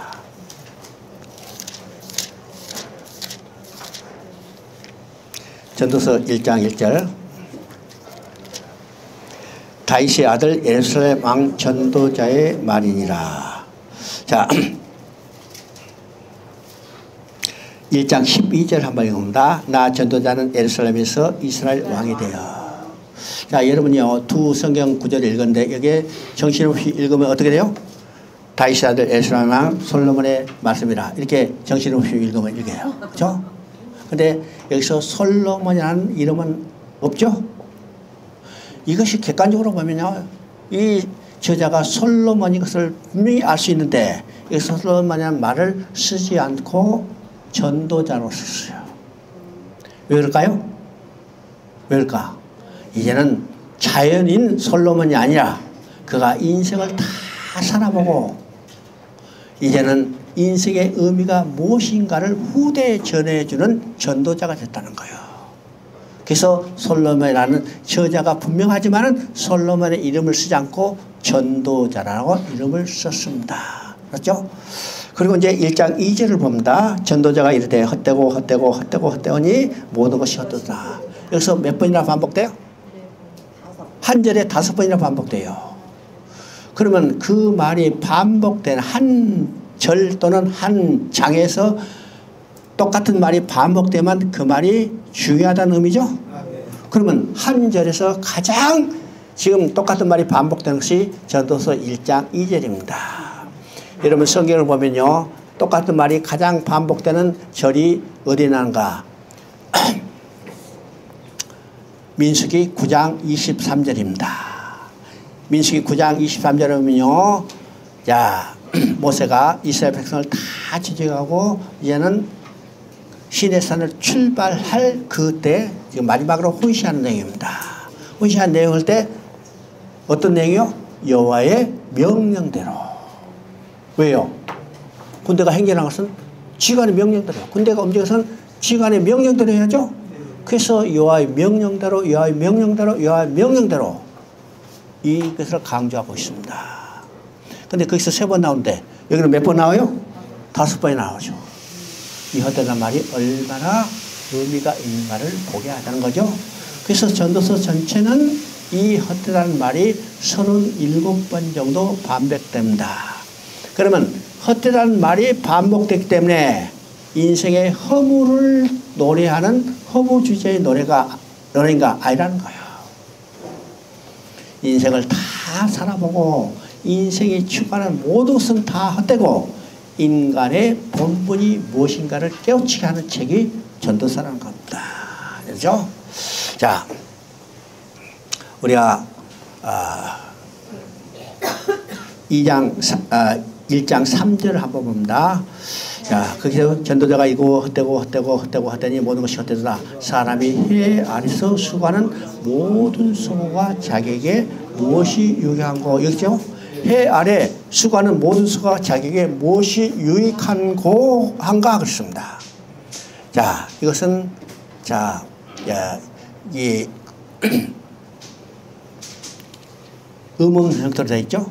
이것을 통해서 무엇이 유익한 것이 없다. 이것을 강조하는 내용입니다. 그죠? 그 다음 이제 2장 11절에는 그 후에 내가 생각해 본 적 내 손으로 한 모든 일과 내가 수고한 모든 것이 다 헛되어 바람 잡는 것이며 해 아래 무익한 것이로다. 자, 이제 1장 3절에 무엇이 유익한 것이 없다. 이것을 이제 2장 11절은 그냥 스스로 무익하다 했습니다. 무익하다. 그러면 여기서 해 아래라는 의미야 무익하다는 것이 어떤 것인가를 생각해요. 해 아래는 육신을 가지고 사는 삶을 이야기합니다. 육신을 가지고 사는 것은 해 아래 살죠? 그렇죠? 네. 죽으면 땅속으로 들어가. 네. 육신을 가지고 사는 거예요. 나면서 죽을 때까지 육신을 가지고 사는 거. 이 해 아래 사는 삶에 이제 의미합니다. 그러면 해 아래 사는 삶이 추구하는 것이 다 무익하다. 그죠? 유익한 것이 없다는 거예요. 그러면 생각합니다. 유익한 것이 없다. 여러분요, 우리 인생 살아가면서 유익한 것이 없어요? 유익한 것이 얼마나 많아요. 많죠? 자, 이 컴퓨터도 유익하죠? 여러분요, 비행기 타고 왔어요. 비행기도 유익하죠? 비행기가 없으면 여러분 헤엄쳐 갔죠? 어? 유익한 것이 얼마나 많습니까? 여러 가지로 유익한 것이 많은데 유익한 것이 없다는 거예요. 유익한 것이 없다.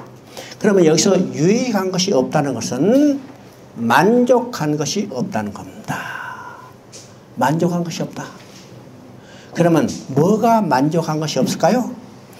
자, 해 아래 육신을 가지고 사는 인간이 추구하는 것이 어떤 것일까요? 해 아래 인간이 육신을 가지고 사는 인간이 추구하는 것은 세 가지 범주입니다. 첫째는 어때요? 권세입니다. 오늘날 한국이 시끌시끌하죠? 뭐 때문에요? 한마디로 권세 때문입니다. 한마디로 권세 때문이요. 자, 모든 사람은요, 다른 사람보다 조금 높아지기를 원하는 거예요. 그래, 안 그래요? 어? 나는 안 그래. 거짓말이요. 어떤 사람이든지 다른 사람보다 조금 높아지기를 원하는 겁니다. 그래서 유치원 반장만 돼도 목이 힘들어요. 다 조금 높아지기를 원하죠? 이게 권세 추구입니다. 왜일까요? 하나님으로 본래 창조됐으면 완전한 권세를 받았죠? 근데 사단의 노예로 전락됐어요. 이것을 몸부림쳐서 벗어나기를 원해서 다른 사람보다 높아지기를 원하는 겁니다. 그러나 아무리 많은 권세를 가진다 하더라도 만족한 사람이 없다는 거예요. 있어요, 없어요? 없어요. 2장 했더니 잘하니까 어떻게 해요? 면장했어요. 면장했더니 군수시켰죠? 군수시켰더니 어떻게 해요? 도지사 시켰어. 도지사 시켰더니 장관 시켰어. 만족감이 없다. 지가 대통령을 하고 나온 사람이 있어요. 한국에 누구 있죠? 모르면 지나가고 그런 사람이 있어요. 참, 알긴 아는 모양인데 이름 말하지 말고 또 명예훼손에 걸릴 테니까. 이런 보세요. 세상에 이 권세에 만족감이 없기 때문에 최고의 권자에 올라가면 어떻게 해요? 세계를 집어삼키려고 그래요. 이게 인간이죠? 그리고 결과적으로 어때요? 자기가 신이 되려고 하는 겁니다. 그래서 권세에 만족감이 없는 거예요. 두 번째 인간이 추구하는 거거든요. 부입니다. 부죠? 부. 뭐 설명할 필요 없어요. 여러분요, 한국의 최고 부자 한테 가서 물어보세요. 당신이 우리가 상상할 수 많은 그 부를 가지고 있는데 만족하십니까? 물어봐요. 만족하다고 대답해요? 만족하니까, 하지 못하니까 더 먹겠다 하다고 깜빡이 가잖아요. 이게 만족감이 없습니다. 왜 그럴까요? 하나님이 인간을 창조했을 때는 완전한 풍족함을 주셨어요. 에덴 동산에서 부족함이 있어서 없었어요? 에덴 동산에는 하나도 부족함이 없었어요. 근데 범죄하고 하나님의 쫓겨나자 하나님의 공급이 완전히 중단됐죠? 인간 스스로 이것을 해결하려고 아무리 노력해봤자 아무도 만족감이 없다는 겁니다. 세 번째는 어떤 범죄요? 쾌락입니다. 쾌락. 오늘 이 시대의 문화를 한마디로 말하면 쾌락 추구의 문화예요. 쾌락 추구죠? 왜 그럴까?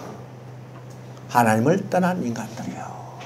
여러분이 하나님과 함께 살 때는 하나님과 함께 기뻐하며 즐거워하며 그의 영광을 드러내는 삶을 살았죠. 이건 완전한 기쁨이 완전한 즐거움입니다. 근데 하나님께 쫓겨나자 인간은 어떻게 해요? 슬픔과 두려움과 고통이 왔죠. 자, 이것을 인간 스스로 해결해서 쾌락을 추구해가는 겁니다. 근데 아무리 인간이 인간 스스로 쾌락을 추구해 간다 하더라도 만족감이 없는 겁니다. 여러분 보세요. 쾌락을 추구하면 만족감이 있어요? 점점점 더 깊은 쾌락을 추구하다가 결국은 어떻게 해요? 중독 현상으로 나타나는 겁니다. 그래서 오늘 어떻게 해요? 마약, 스포츠 중독, 여러 가지 중독 현상이 나타나죠. 이게 깊이 쾌락에 빠지면 빠질수록 인간성이 피폐해지는 거예요. 아무도 만족감이 없다는 거예요. 그죠? 그래서 인간이 추구하는 권세와 부와 쾌락을 추구해도 아무도 만족감이 없다는 겁니다. 자, 솔로몬은요, 인간이 추구하는 이 세 가지 범죄를 다 누려봤죠? 예. 권세는 예루살렘 왕, 그죠? 부는 어떻게 해요? 모든 왕들이 가졌던 은근 부하를 다 주고 또 손에 만지서 금한 것이 없을 정도로 많은 이 소유였어요. 쾌락은 술과 처첩으로 그죠? 즐겼어요. 솔로몬이 데리고 살았던 여자가 몇 명? 1,001명. 이야, 대단하죠? 그래도 만족감이 없다는 거예요. 만족이 없다는 거예요. 만약에 솔로몬이 이것을 누려보지 못하고 다 무익하다 했으면 야, 지가 누려지 못했으니까 이렇게 할 거예요. 근데 솔로몬이 다 누려보고 만족감이 없다고 이야기하는 거죠. 그죠? 그래서 우리가 전도서를 보면요, 4번의 깨달음이 있습니다. 4번의 깨달음이 있죠. 거기서 3장 14절, 5장 7절, 8장 12절, 12장 13절. 이게 4번의 깨달음인데 이 깨달음에는요, 공통점이 하나님을 경외하라는 겁니다. 그러면 하나님을 경외하는 것은 언제부터 나오는가? 이건 전도서만 나온 게 아니라 이미 욥기에도 나오고 여기 시편에도 나오고 전도서 여기 잠언에도 나오죠. 근데 여기서 지금 4번의 깨달은 가문에 공통점이 하나님을 경외하는데 마지막 최종적인 깨달음에는요, 그 표현이 조금 다르죠. 그래서 12장 13절 한번 읽어봅니다. 일의 결국을 다 들었으니 하나님을 경외하고 그 명령을 지켰자다. 이것이 모든 사람의 본분이다. 자, 그러면 이거 하나님을 경외하는 것이 어떤 것과 연결되어 있어요? 사람의 본분과 연결되어 있습니다. 하나님을 경외하는 것이 연결하면 사람의 본분이라고 그러죠? 사람의 본분이라. 그러면 이 말을 우리가 잘 이해해야 합니다. 우리 어떤 목사님이 설교할 때 이걸 가지고 설교를 해요. 잘 이야기죠. 근데 여기서 딱 중요한 것이 있어요. 사람의 본분 하니까 야, 도둑질 안 하고 거짓말 안 하고 다른 사람이 잘 도와주는 것이 본분이다. 쉽게 말하면요, 선행하며 살라는 거죠. 이게 본분이라고 합니다. 다시 이야기합니다. 성경은 도덕책 윤리책이 아니에요. 성경은 하나님의 구원 계획을 이루시는 역사적인 사건을 통해서 오르겠어요. 그러면 이게 사람의 본분이 무엇인가를 우리가 다시 이해해야죠. 여러분, 본분이라 할 때 이 본분의 의미는 피조물이 만들어진 목적대로 사용되는 것이 본분입니다. 다시 얘기해요. 피조물이 그 만들어진 목적대로 사용되는 것이 본분이요. 자, 이 마이크가 만들어진 목적이 있죠? 이 마이크가 만들어진 목적은 뭐예요? 소리를 크게 해서 작게 이야기하더라도 다 들을 수 있게 하는 것이 이 만들어진 목적입니다. 그런데 손잡이가 있다. 앞에 대가리가 있다. 다 하죠. 앞에 조는 학생 대가리 때리면 본분이요, 본분이 아니요. 본분이 아니죠. 이게 아주 쉽게 예를 들었지만 이게요. 모든 피조물이 창조된 목적대로 사용하는 거. 이게 본분입니다. 그러면 사람이 창조된 목적이 뭐예요? 하나님과 더불어 함께 살며 기뻐하며 즐거워하며 그의 영광을 드러내는 것이 사람의 본분입니다. 여러분이 소율이 문답 배웠을 때 그 소율이 문답 1조가 뭐예요? 사람의 본분이 무엇인가? 사람이 지어진 목적, 제일 목적이 무엇인가? 이게 딱 나오죠? 이게 지어진 목적이 무엇인가를 한마디로 합니다. 그러면 하나님을 경외하는 것이 이것이 사람의 본분이라 이렇게 얘기죠. 그러면 하나님을 경외하는 것과 사람의 본분이 어떻게 될까요? 그러면 하나님을 경외한다는 말이 성경에서 가장 어디에 처음에 출발한가? 이게 창세기 22장 12절입니다. 창세기 22장 12절 한번 읽어봅니다. 여러분 이제 성경을 찾아봐야 나중에 기억돼요. 내가 여기서 기록된 거 그대로 읽어봤자 여러분 이제 기억 안 됩니다. 성경 한번 찾아봐요. 자, 사자가 이럴 때 그 아이에게 내 손을 떼지 말라. 그에게 아무 일도 하지 말라. 내가 내 아들 내 독자까지도 내게 아끼지 아니었으니 내가 이제야 내가 하나님을 경외하는 줄 알았노라. 여기에 하나님을 경외한다는 말이 나오죠? 이 성경에 하나님을 경외한다는 말이 처음 나오는 겁니다. 우리가 하나님을 경외한다 이건 그냥 그걸 막연하죠? 하나님을 경외한다는 말을 쓸 때도 거의 그 막연한 거예요. 그런데 우리가 이 기를 통해서 하나님을 경외한다는 것이 어떤 의미가 정확히 이해해요. 자, 지금 이 사항이 어떤 사항이요? 아브라함이 하나님 명받고 자기 아들 독자 이삭을 죽여서 번제 드릴 그 순간이죠. 그 순간에 하늘에서 음성이 들어요. 아브라함아, 아브라함아, 내 아들 이삭에게 손대지 말라. 이제야 내가 하나님을 경외한 줄 알아라. 그러면 여기서 경외한다는 말은 어떤 말이에요? 자기 아들을 죽여서 번제를 그 순간이죠. 그러면 아브라함이 아들 이삭을 어떻게 죽여서 번제로 드릴 수 있었을까요? 어떻게? 성경은 말합니다. 아브라함은 죽은 자를 살리신 하나님을 믿었어요. 그렇죠? 죽은 자를 살리신 하나님을 믿었기 때문에 이 독자 이삭을 죽여서 하나님께 드린다 하더라도 하나님은 죽은 자 가운데 살리실 것을 믿었죠. 그러면 아브라함이 어떻게 죽은 자를 살리신 하나님을 믿었을까요? 하나님의 약속이요. 내 후손이 하늘의 별같이 많아지라. 내 후손이 바다의 모래같이 많아지라. 자, 하나님께서 이 약속을 성취하기 위해서는 이 아들을 죽여서 하나님 앞에 드린다 하더라도 그 약속을 지키기 위해서는 죽은 자 가운데 살리실 것을 믿은 거죠. 그래서 아브라함은 하나님의 약속을 믿은 거고 그 약속을 믿은 것을 보고 지금 하나님의 사자가 이제야 내가 하나님을 경외한 줄 아노라. 이게 경외입니다. 그러면 하나님을 경외하는 것은 뭐요? 하나님의 약속을 확실히 믿는 거고 그 약속의 핵심은 누구요? 예수 그리스도예요. 그래서 예수 그리스도를 믿음으로 하나님을 경외함으로 하나님 앞에 돌아가서 하나님과 함께 기뻐하며 즐거워하는 삶을 누리는 거라는 거예요. 이 땅에 권세를 얻는 것이 아니고 부를 하는 거, 쾌락을 누리지 않는 거 아니고 인간의 본분은 하나님께 돌아가서 하나님과 함께 기뻐하며 즐거운 삶을 누리는 거라는 겁니다. 이게 전도서 솔로몬의 인생을 다 살아보고 깨달은 결론이라는 사실입니다. 어떤 사람은요, 야, 전도서는 솔로몬의 인생을 살아보고 인생이 무엇인가를 깨닫게 하는 철학책이다 이렇게 이야기해요. 맞는 책이요, 틀린 말이에요. 반은 맞고 반은 틀려요. 반은 맞고 반은 틀려.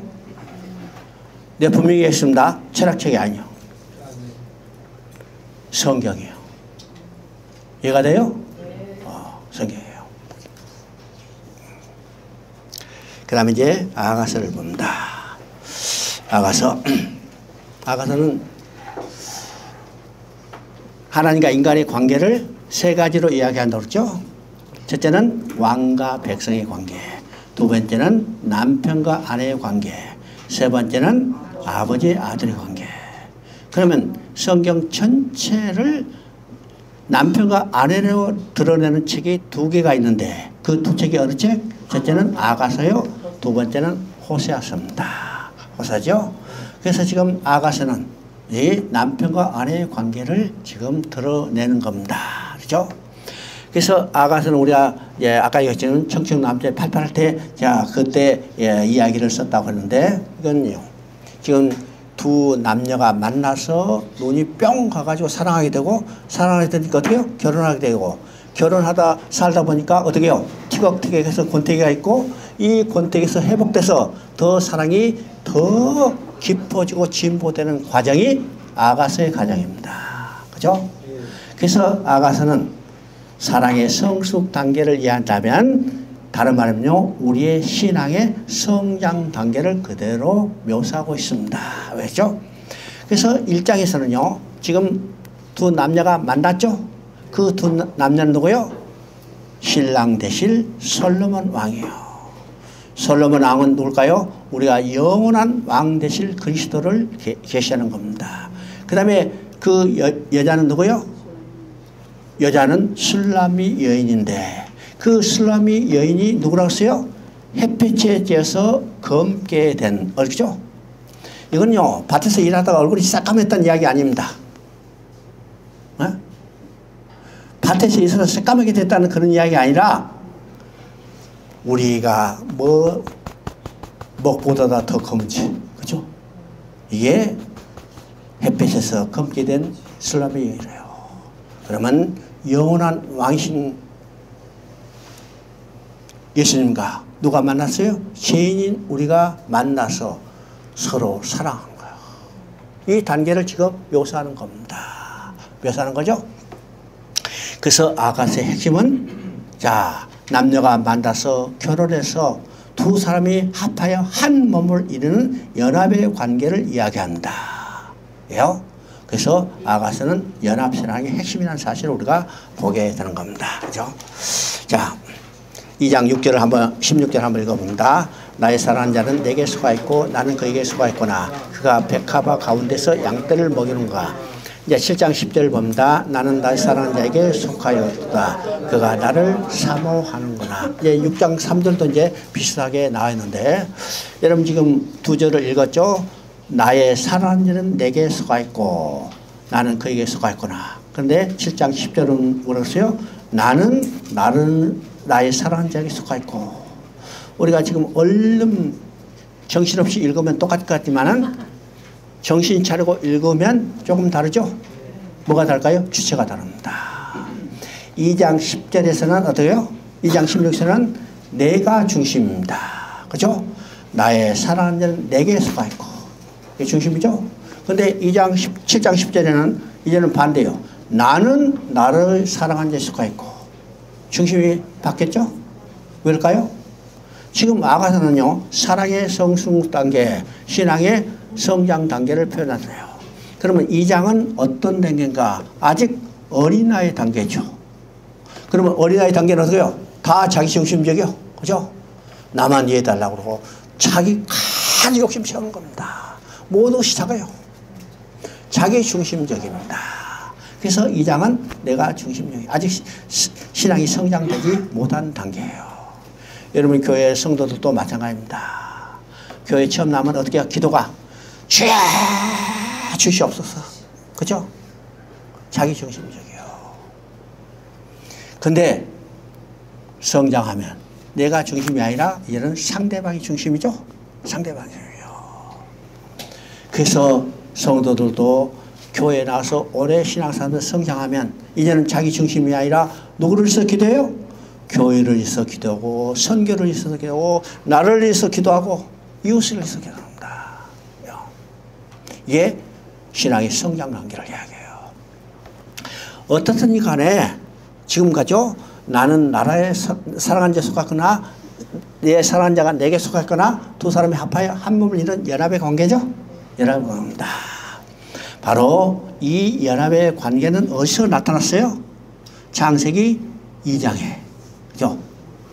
창세기 2장에 연합의 관계 나타났어요? 안 나타났어요? 2장 24절에 두 사람이 부모를 떠나여 연합하여 한 몸을 이루니라. 그죠? 한 몸을 이루니라. 자, 이게 아담과 하와의 관계를 통해서 누구와 누구의 관계를 계시한다고 했어요? 하나님과 우리의 관계, 인간의 관계죠. 그리고 이건 에베소 5장 31절 32절에서 바로 창세기 2장 24절을 인용해서 두 사람이 부모를 떠서 한 몸을 이루니라. 이 비밀이 크도다. 내가 그리스도와 교회에 대해서 말하노라. 그러면 그리스도와 교회, 그리스도와 우리는요, 두 몸이 합해서 한 몸을 연합의 관계죠. 이 연합의 관계는 이미 설명했습니다. 설명했죠? 세례를 통해서 우리가 그리스도와 연합됐으면 그리스도에게 이루어진 일이 곧 내게 이루어진 일이요. 그래서 그리스도가 십자가에 못 박혔을 때 연합된 나도 함께 못 박혔어요. 그래서 여러분 옛사람은 그리스도와 함께 십자가에 못 박혔죠? 죽었습니다. 왜요? 연합됐기 때문이요. 그리스도가 창세했을 때 연합된 나도 함께 장수고 그가 부활할 때 연합된 나도 함께 부활하고 그리스도가 하늘에 올라서 하나님 우편에 계실 때 연합된 나도 그리스도와 함께 하나님 우편에 있는 겁니다. 여러분 어디 있어요? 여러분 어디 있어? 몸은 지금 제주도에 있지만은 여러분 실체는 하나님 우편에 있다는 사실을 우리가 확신해야 합니다. 우리의 신앙은 어떤 것이요? 저 하나님 우편에 있는 실체를 향해서 달려가는 거예요. 달려가는 거죠. 그래서 우리의 육신의 죽음은 아무런 문제가 되지 않아. 왜요? 우리 실체가 하나님 우편에 있기 때문이에요. 그래서 그리스도인들은 죽음도 두려워하지 않는 겁니다. 그래서 기독교를 뭐예요? 순교의 종교라고 그러죠. 왜요? 육신의 죽음은 문제가 되지 않게 해요. 육신이 죽어도 우리는 실체가 어디죠? 하나님 우편에 있기 때문이요. 그래서 우리는 하나님의 우편에 있는 나를 바라보고 달려가는 것이 우리의 신앙이라는 사실을 알아야 합니다. 그렇죠? 그런데 많은 성도들이 하늘에 있는 나를 바라보는 게 아니라 아직도 땅에 있는 무엇을 얻을까에 중심이 있다는 사실입니다. 여러분요, 성도들에게 이런 우리의 신앙의 목표를 정확히 제시해 줘야 합니다. 제시했죠? 그 다음에 이제 선지서를 봅니다. 그죠? 이제 선지서는 전부 17권이죠. 17권인데 선지서를 쓴 선지자는 몇 명일까? 16명입니다. 왜일까요? 에레미야 선지자는 에레미야서와 에레미야 애가 둘을 썼기 때문에 자, 선지서를 쓴 선지자는 16명이지만 선지서는 전부 17권입니다. 17권. 그러면 우리가 선지서를 쓴 16명의 선지자만 있었을까요? 선지서를 쓴 16명의 선지자 외에도 수많은 선지자를 썼어요. 선지자들이 있었어요. 선지서를 쓴 선지자보다 더 유명한 선지자들 많죠? 여러분요, 오바댜 선지하면 잘 모르죠? 하박국 하면 호박국을 알잖아요. 그죠? 근데 엘리야 하면 다 알아. 엘리사 하면 다 알아. 그러니까 선지서를 쓴 선지자보다 더 유명한 선지자들 많이 썼어요. 우리가 공식적인 선지자를 사무엘부터 이야기한다면 사무엘도 선지자 있고 다윗시대에 나단이라는 선지자 있고 가시라는 선지자 있고 그 다음에 엘리야, 엘리사. 자, 우리가 이름을 다 기억할 수 없는 많은 선지자들이 있었죠. 그런데 이 선지자들이 활동한 기록은 기록에서 후대에 전해지지 않고 16명의 선지자들이 활동한 기록 17것만 기록해서 후대에 전해지고 있습니다. 그러면 이 의미가 무엇인가 우리가 생각해 봐야 합니다. 그렇죠? 그러면 이 선지서를 기록한 선지자들이 활동한 시대가 대강 어느 시대인가 우리가 생각해 봐야죠. 그러면 최초로 부름받아 활동한 선지자를 우리가 아모스 선지자로 합니다. 문서 선지자 중에. 그러면 아모스는 어느 시대일까요? 북이스라엘 여러 번 2세 때입니다. 그러면 북이스라엘 여러 번 2세 때면 북이스라엘이 가장 융성한 때인데, 그죠? 융성한 때인데, 그때 어떤 위협이 있었는가? 아스로부터 지금 침공을 받고 멸망될 시기입니다. 그때 하나님은 이 융성한 불을 누리고 지금 나태한 상태에 빠져있는 이 백성들을 자각시키고 너희들이 돌아오지 않으면 멸망한다. 이것을 계속해서 촉구하는 거예요. 선지자를 보냈죠. 자, 지금 아모스 호세아를 통해서 그들을 경고했지만 북이스라엘은 돌아주고 결국 50년 만에 아수르에 멸망받았어요. 그리고 그 다음에 유다가 있죠. 유다도 아수르가 북이스라엘의 멸망을 보고 회개하고 돌아오기를 원했지만 돌아오지 않았어. 더 악을 행해요. 그때 많은 선지자를 보내고 또 그때 활동한 선지자들을 활동한 기록을 기록해서 후대에 전해주고 있습니다. 그렇죠? 그러면 선지서를 기록한 목적, 다른 말은요, 선지서의 주제가 무엇인가를 우리가 생각해 볼 수가 있습니다. 그러면 선지서를 네 가지 주제로 했죠. 자, 하나님을 버리고 우상을 숭배하고 악을 행해서 하나님은 선지자를 보내서 그들이 회개하고 돌아오게 하는 거죠. 그래서 먼저는 그들의 악행, 죄를 책망하는 거예요. 이게 선지서의 첫 번째 주제입니다. 두 번째는 회개하고 돌아오기를 촉구하는 거죠. 두 번째 이게 선지서의 주제입니다. 세 번째는 회개하고 돌아오지 않으면 멸망받는다. 심판을 경고하는 내용이에요. 근데 이 선지자를 보내서 죄를 청하고 회개를 청하고 심판을 경고했지만은 돌아왔어요? 돌아오지 않았어요? 돌아오지 않고 그냥 하나님의 진노로 멸망하고 말았어요. 만약 선지서에 기록한 목적 주제가 이것이라면 선지를 기록할 필요가 없죠? 왜요? 그는 멸망받고 말았으니까. 그런데 선지서의 가장 중요한 기록한 목적 주제는 뭘까? 그들이 심판을 경고했지만 회개가 돌아오지 않았어요. 그게 멸망고포로 끌려갔죠? 하나님은 그들을 돌아오게 하는 회복의 약속이 있기 때문입니다. 회복의 약속이 있죠? 그래서 회복은 당대에 이루어지지 않고 먼 훗날 이루어지기 때문에 하나님이 그들을 회복한다는 약속을 기록해서 후대에 전해줌으로 후대 사람들이 하나님의 약속을 성경을 통해서 읽죠? 하나님의 약속이 이렇게 됐구나. 이것을 알게 하는 거예요. 이것이 선지서를 기록한 네 가지 목적 주제입니다. 첫째는 죄를 청구하고, 두 번째는 회개를 촉구하고, 세 번째는 심판을 경고하고, 마지막 가장 중요한 것은 회복을 약속합니다. 이것을 통해서 우리가 깨닫게 되는 것은요, 선지자의 예언의 이중성입니다. 복합성, 그렇죠? 선지자의 예언의 이중성은 어떤 의미입니까? 지금 심판을 경고해서 멸망받았어요. 그런데 회복을 약속한다는 거죠. 그 회복을 약속하는데 회복은 당대에 이루어지지 않고 오랜 훗날 이루어지는 거예요. 그러면 이 회복에 대해서 자 복합성이 있죠. 이중성이 있습니다. 자, 선지자가 지금 예언을 해요. 예언을 하는 것은 앞산을 보고 예언하지만은 그 앞산에 가려져 있는 뒷산이 있다는 거예요. 뒷산이 있다는 거죠. 그러면 그 앞산은 뭘까? 1차적으로 바벨론 포로로 끌려갔다 돌아오는 것을 이야기하지만은 그 앞산에 가려져 있는 뒷산은 뭘까요? 예수님이 초림 때 일어날 일과 더 나아가서는 예수님의 재림 때 일어날 일들을 다 복합적으로 여기에 예언하고 있다는 거예요. 그러니까 우리가 선지서를 읽을 때는요, 앞산만 봐서는 안 되는 겁니다. 문자에 나타난 그것만 봐가지고는 선지서를 우리가 정확히 이해할 수 없죠. 그 선지서의 문자에 나타나는 가려져 있는 예언이 있어요. 그 예언은 예수님의 초림으로 일어날 일과 예수님의 재림으로 일어날 일들이 복합적으로 우리가 볼 수 있어야 하는 겁니다. 이것이 선지자 예언의 이중성 복합성입니다.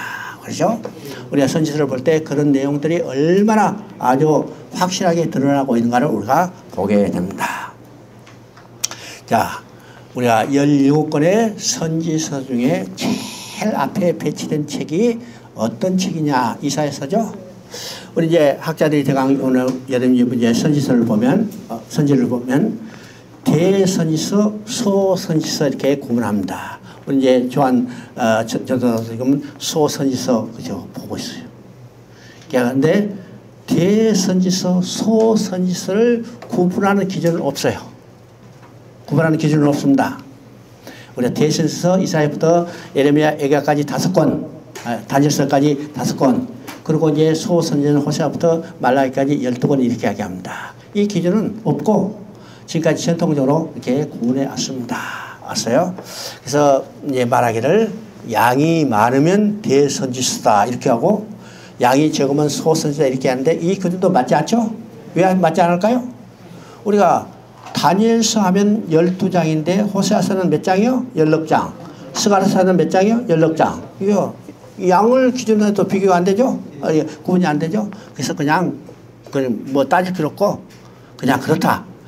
대선지서 5권, 소선지서 12권이다 이렇게 하면 돼요. 그런데 이사야서는 명실상부 대선지서죠. 왜요? 66권이요. 66장이요. 성경에서 두 번째 방대한 양입니다. 자, 양으로서도 대선지서, 선지서만은 이사야 선지 자체가 위대한 선지자입니다. 위대한 선지자. 자, 여기 보는 것처럼 우시야 왕부터 시작해서 히스기야 왕까지 4대에 걸쳐서 약 60년 동안 선지 활동을 한 선지자가 이사야였어요. 물론 학자들은요, 여기서 우시야 왕부터 히스기야 왕까지라 하지만은 실제적으로 우시야 왕 때는 활동하지 않았다고 이야기해요. 왜일까요? 지금 6장에 보면 우시야가 부름 받을 때가 언제요? 아니, 이사야가 부름 받을 때가요? 우시야 왕이 죽던 때죠. 그러니까 우시야 왕 때는 활동하지 않았고 또 히스기야 왕 때까지 기록되는데 히스기야 왕 아들 므낫세 왕 때까지 이사야는 활동했을 것이다. 이렇게 학자들은 이야기합니다. 이것이 뭐 중요한 것은 아니에요. 뭐야. 자, 왜일까? 왜일까? 자, 히스기야 아들 므낫세는요, 유다 역사 가운데 가장 악한 왕이죠. 유다가 멸망하는데 가장 결정적인 원인을 제공한 왕이 누구냐? 바로 므낫세예요. 므낫세요. 이건 뭐예요? 다시 이야기합니다. 솔로몬은 이스라엘이 멸망할 때 가장 근본적인 원인을 제공한 왕입니다. 그렇죠? 근데 유다가 멸망할 때 가장 결정적인 원인을 제공한 왕은 누구냐? 므낫세예요. 그렇죠? 그러니까 이게 내 근본적인 원인과 결정적인 원인을 지금 나눠서 얘기했죠. 그래서 므낫세 왕은요, 유다가 제 가장 악한 왕이요. 므낫세가 행한 행적을 보면 정말로 무서울 만큼죠. 자, 그때 이사야가 살아서 그 악행을 행하는 므낫세 때 가만히 있겠어요? 막 저질렀죠. 그러면 므낫세가 어떻게 해요? 잡아 죽여. 그래서 어떻게 죽였는가? 히브리서를 보면 톱으로 켜 죽음을 당한 순교자가 하나 있었죠. 그 학자들이 보니까 야, 칼에 죽임을 당하거나 돌에 맞아 죽임을 당한 것은 보통인데 어떻게 해서 톱으로 켜 죽음을 당할 사람이 있을까? 이걸 연구해 보니까 맞죠? 이걸 연구하니까 이사야가 므낫세에게 톱으로 켜 죽음을 당했다. 이렇게 이제 연구를 한 거예요. 그래서 이사야는 므낫세 왕 때까지 활동을 했다. 이렇게 이야기를 합니다. 이건 중요한 것이 아니고, 이건 참고로 히브리서 볼 때 톱으로 하니까 누굴까 이제 하면 이제 이구나 이렇게 하면 됩니다.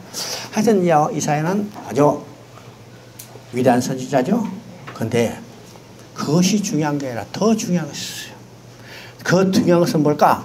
이사야 선지서 속에 창세 때로부터 시작해서 계시록까지 하나님이 하실 구원계획이 완전히 망라되어 있다는 사실입니다. 이것이 이사야서가 결정적으로 위대한 선지자라는 것을 우리가 보게 됩니다.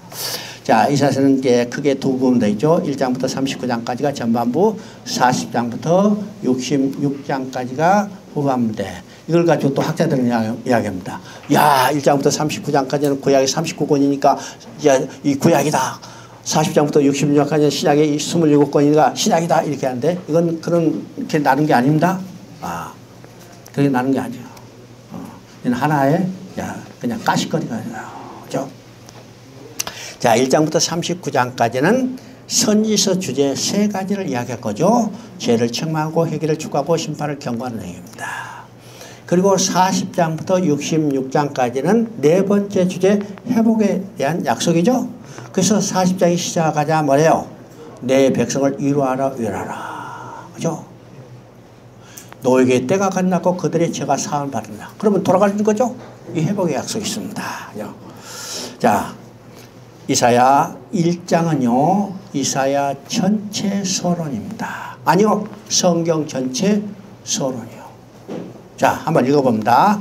1장 2절부터 4절까지 내가 자식을 양육하였거늘 그들이 나를 거역하였다. 소는 임자를 알고 나귀는 그 주인의 구의를 알고만은 이스라엘은 알지 못하고 나의 백성은 깨닫지도 못하였도다. 슬프다 범죄한 나라의 허물진 백성이요 행악의 종자요 행위가 부패한 자식이로다. 그들이 여호와를 버리며 이스라엘의 거룩한 일을 만홀히 여겨라.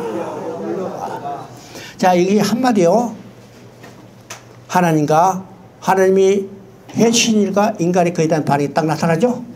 내가 자식을 양육하였거늘 그들이 나를 거역하다. 자, 우리가 성경 전체 하는 사이클이 있는데 그 사이클이 어떻게 됐어요?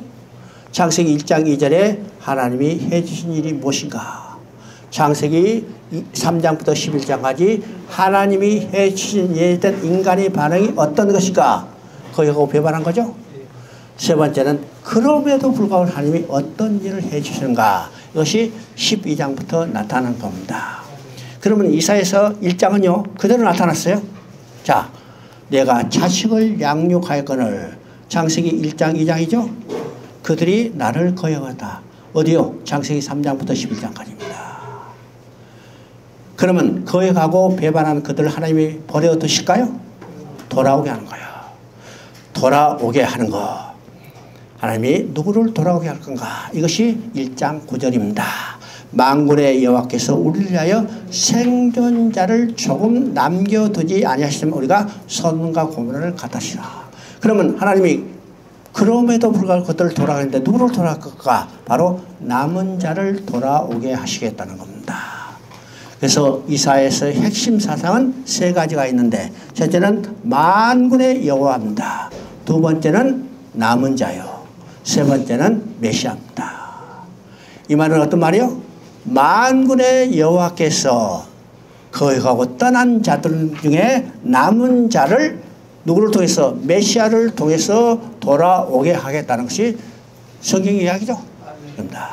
그래서 지금 거역하고 배반하고 반역한 그들을 하나님이 돌아오게 하는데 누구를 통해 해야 남은 자를 통해 하세요.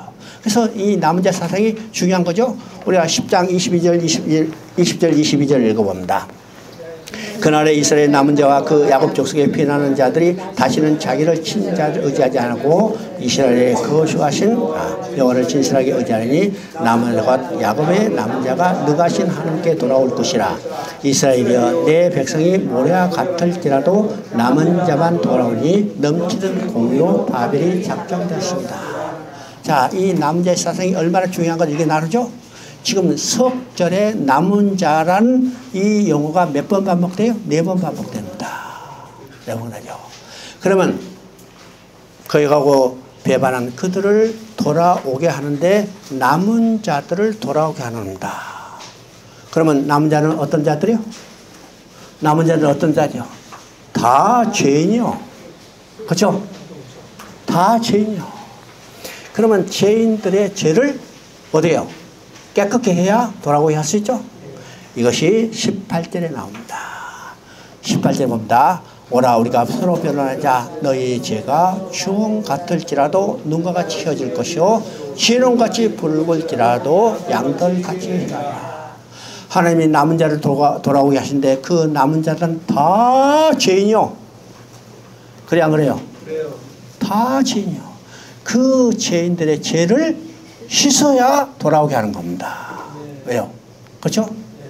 그래서 그 죄가 주홍같이 붉을지라도 진홍같이 붉을지라도 양털같이 눈같이 희게 해야 그들을 돌아오게 하는 겁니다. 그러면 성경의 이야기는 뭐요? 그들이 주홍같이 붉은 죄, 진홍같이 붉은 죄를 누구를 통해서 어떤 방법을 통해서 눈같이 양털같이 희게 할 것인가? 그 이야기죠? 그 이야기입니다. 그래서 이사야서는 누구를 통해서 어떤 방법으로 주홍같이 진홍같이 붉은 죄를 양털같이 눈같이 희게 할 건가? 이게 증거해 가는 겁니다. 그 증거가 누구죠? 그래서 7장 14절에 처녀가 잉태의 아들을 낳을 것이요 그 이름을 임마누엘이라. 그 다음에 9장 6절부터 7까지는 이는 한 아기가 우리가 낳고 하늘을 우리에게 주신 바 되는데 전능하신 하나님이라 평강의 왕이라. 자, 이제 우리가 7장 14절은 이미 다 알고 있으니까 설명할 수도 없고 여기서 중요한 것이 있습니다. 9장 6절에 한 아기가 우리에게 낳고 한 아들을 우리에게 주신 바 됐죠? 이게 성경에서 중요한 교리입니다. 어떤 교리요? 예수님이 하나님이며 사람이 나서 것을 증거하는 겁니다. 그죠? 예수님이 하나님의 힘서 사람인 것을 증거하는 거예요. 여러분 이단 중에 이 예수님의 양성을 부정하는 이단들이 많죠? 그런데 이미 이사야 선지자는 예수님이 사람이면서 하나님의 사실을 이미 증거하고 있어요. 한 아기가 우리에게 낳고 한 아기가 우리에게 낳았다는 것은 육신을 입고 오신 것을 증거하는 겁니다. 육신을 입고 오신 것을 증거하죠. 예수님이 육신을 입고 오신 것에 대해서는 언제부터 계시됐을까? 언제부터 계시됐을까요?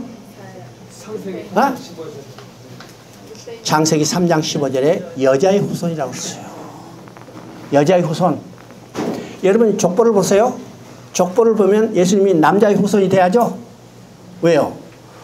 아브라함과 다윗의 자손 예수 그리스도의 해보다. 그러면 아브라함도 남자와 다윗도 남자면 남자의 후손이 돼야죠. 그런데 창세기 3장 15절은 여자의 후손이라고 했어요. 왜 여자의 후손이었을까요? 육신을 입고 오실 것을 이미 거기서 계시하고 있는 겁니다. 그래서 지금 여기서 한 아기가 우리에게 낳고 육신을 입고 오실 것을 지금 계획하고 있죠. 그러면 예수님이 왜 육신을 입고 이 땅에 오셔야 해요? 왜? 인간의 죄는 인간만이 대속할 수 있죠. 짐승의 피가 우리의 죄를 대속할 수 없어요. 천사가 우리의 죄를 대속할 수 없어요. 인간의 지은 죄는 인간의 대표가 돼야 인간의 죄를 대속할 수 있죠. 그래서 예수님은 육신을 입고 우리의 대표가 돼서 우리의 죄를 대속하기 위해서 육신을 입고 오신 겁니다. 그래서 예수님은 반드시 육신을 입고 오셔야죠. 그래서 지금 육신을 입고 오실 예수를 증거하는 겁니다. 한 아기가 우리에게 낳고 그 다음에 뭐라고 써요? 한 아들을 우리에게 주신 바 됐으니. 그러면 누가 그 아들을 주셨어요? 누가 그 아들을 주셨어요? 하나님이 그 아들을 주셨죠? 그래서 예수는 누구요? 하나님의 아들이잖아요. 하나님의 아들. 하나님의 아들 곧 하나님이시죠. 왜 예수님이 하나님이실까? 인간의 죄는 누구만이 사할 수 있어요? 인간의 죄는 누구만이 사할 수 있어요? 하나님만이 사할 수 있어요. 그래서 예수님은 하나님이시여 이분이 오셔가지고 우리를 죄를 사해 주신 겁니다. 여러분요, 복음서를 보면 예수님이 중풍변자를 낫게 했죠? 그때 여러분 보세요. 내 병이 나으니라 이렇게 말씀하지 않았어요. 내 죄가 사함을 받아내리라 선포합니다. 자, 그것을 본 유대인들이 깜짝 놀라죠. 죄가 누구에게 죄사함을 선포하는가? 왜요? 죄사함은 하나님만이 선포할 수 있는데 예수라는 사람이 죄사함을 선포하니까 깜짝 놀라죠. 예수님이 십자가에 못 박혀 죽으신 제목이 뭐예요? 제목이 뭐예요? 신성모독죄입니다. 자, 하나님이 예수님이 하나님의 아들이라 했다는 신성모독죄죠. 예수님은 육신을 입고 오신 분이지만 그분은 하나님이에요. 이게 예수님이 양성인 것을 우리가 분명히 알아야 합니다. 여러분, 우리가 사도신경을 고백하죠? 사도신경을 고백하는데 이 사도신경 내용이 예수님은 하나님이면서 예수님은 사람인 것을 정확히 고백하고 있는 겁니다. 그죠? 그래서 사도신경을 고백하지 않는 교회는 조금 눈여겨봐야 해요. 눈여겨봐야 합니다. 자, 복잡한 이야기냐, 그거 놔두고. 자, 누구를 통해서? 바로 하나님의 아들 예수 그리스도죠. 그죠? 그리고 어떤 방법으로 할 것이 지금 이사야 53장에 나옵니다. 53장 6절 우리는 다가 양 같아서 그를 향하여 각기 제기로 갔거늘 여호와께서 우리의 모든 죄악을 그에게 담당하시라. 자, 우리의 죄를 누구에 담당하시죠? 그에게, 곧 예수님께 담당하셨어요. 그래서 우리의 죄를 눈같이 양털같이 희게해서 하나님께 돌아오게 하는 겁니다. 이게 하나님의 권격이죠. 그리고 어디로 돌아가요? 어떻게 할 건가? 이것이 65장 17절에 나옵니다. 보라, 내가 새하늘과 새 땅을 창조하느니 이전 것은 기억되거나 마음에 들지 않을 것이다. 여기서 새하늘과 새 땅이 나옵니다. 그러면 성경에 새하늘과 새 땅은 4번 나옵니다. 우리가 새하늘과 새 땅 하니까 신천지 이 말이 생각나서 잘 말 안 하려고 그래요. 근데 이 새하늘과 새 땅은 정말 우리에게 은혜로운 것이고 중요한 것이죠. 우리가 뭘 바라봐요? 새하늘과 새 땅을 바라봅니다. 새하늘과 새 땅을. 자, 그래서 이 새하늘과 새 땅은 성경에 4번 나오는데 첫 번째 지금 여기 나오죠. 두 번째는 66장 22절에 두 번째 나옵니다. 세 번째는 베드로후서 3장 13절에 나옵니다. 마지막 나온 것은 계시록 21장 6절 1절에 나오죠. 새하늘에서 나옵니다. 그러면 새하늘과 새 땅 하니까 많은 사람들이요 어떤 지정학적 개념으로 이야기해요. 그래서 어디다 새하늘과 새 땅을 만들까? 또 어떤 사람은요, 야, 하나님이 지금 이 우주 다 없애버리고 새하늘과 새 땅을 만들겠구나 이렇게 생각할지 몰라요. 여러분이 하나님이요 우주 지금 이것을 없애버리고 새하늘과 새 땅을 만든다면 우리 구원과 상관이 없습니다. 있어요, 없어요? 없어요. 그런데 하나님은 인간이 타락했을 때도 새하늘과 새 땅을 만들지 않고 타락한 인간을 돌아오게 하는 겁니다. 이게 하나님의 공격이죠. 어떤 사람은 모든 다 없애버리고 새로 만든다 얘기하는데 이건 잘못된 생각입니다. 그러면 새하늘과 새 땅은 어떤 것일까요? 새하늘과 새 땅은 어떤 것일까? 이건 어떤 지정학적 개념이 아니라 완전한 관계 회복을 이야기합니다. 여러분요, 우리가 창조 때 하늘과 땅을 지었어요. 하늘과 땅을 지은 목적은 뭐예요? 인간이 살아갈 환경을 조성한 거죠. 말하자면 결혼할 때 집을 지어놓고 거기에 아내를 맞을 준비하는 겁니다. 누가? 남편 대신 왕이신 하나님께서. 그죠? 그러면 떠났던 인간들을 다시 돌아오고요. 다시 돌아오겠죠? 그러면 돌아오게 해서 살 집이 뭘까? 바로 이것이 새하늘과 새 땅입니다. 돌아오게 한 인간들과 함께 살 초소, 이것이 새하늘과 새 땅이에요. 이것은 다름 아니요 완전한 관계 회복을 말하는 거죠. 우리는 하나님께 돌아가서 하나님의 영광을 바라고 즐거운 삶을 누리게 될 거예요. 이게 새하늘과 새 땅입니다. 이것을 누구를 통해서 이루어져요? 예수님께서 십자가의 죽음을 통해서 이루어진다는 사실을 우리가 보여주고 있습니다. 자, 오전은 여기까지 하도록 하겠습니다.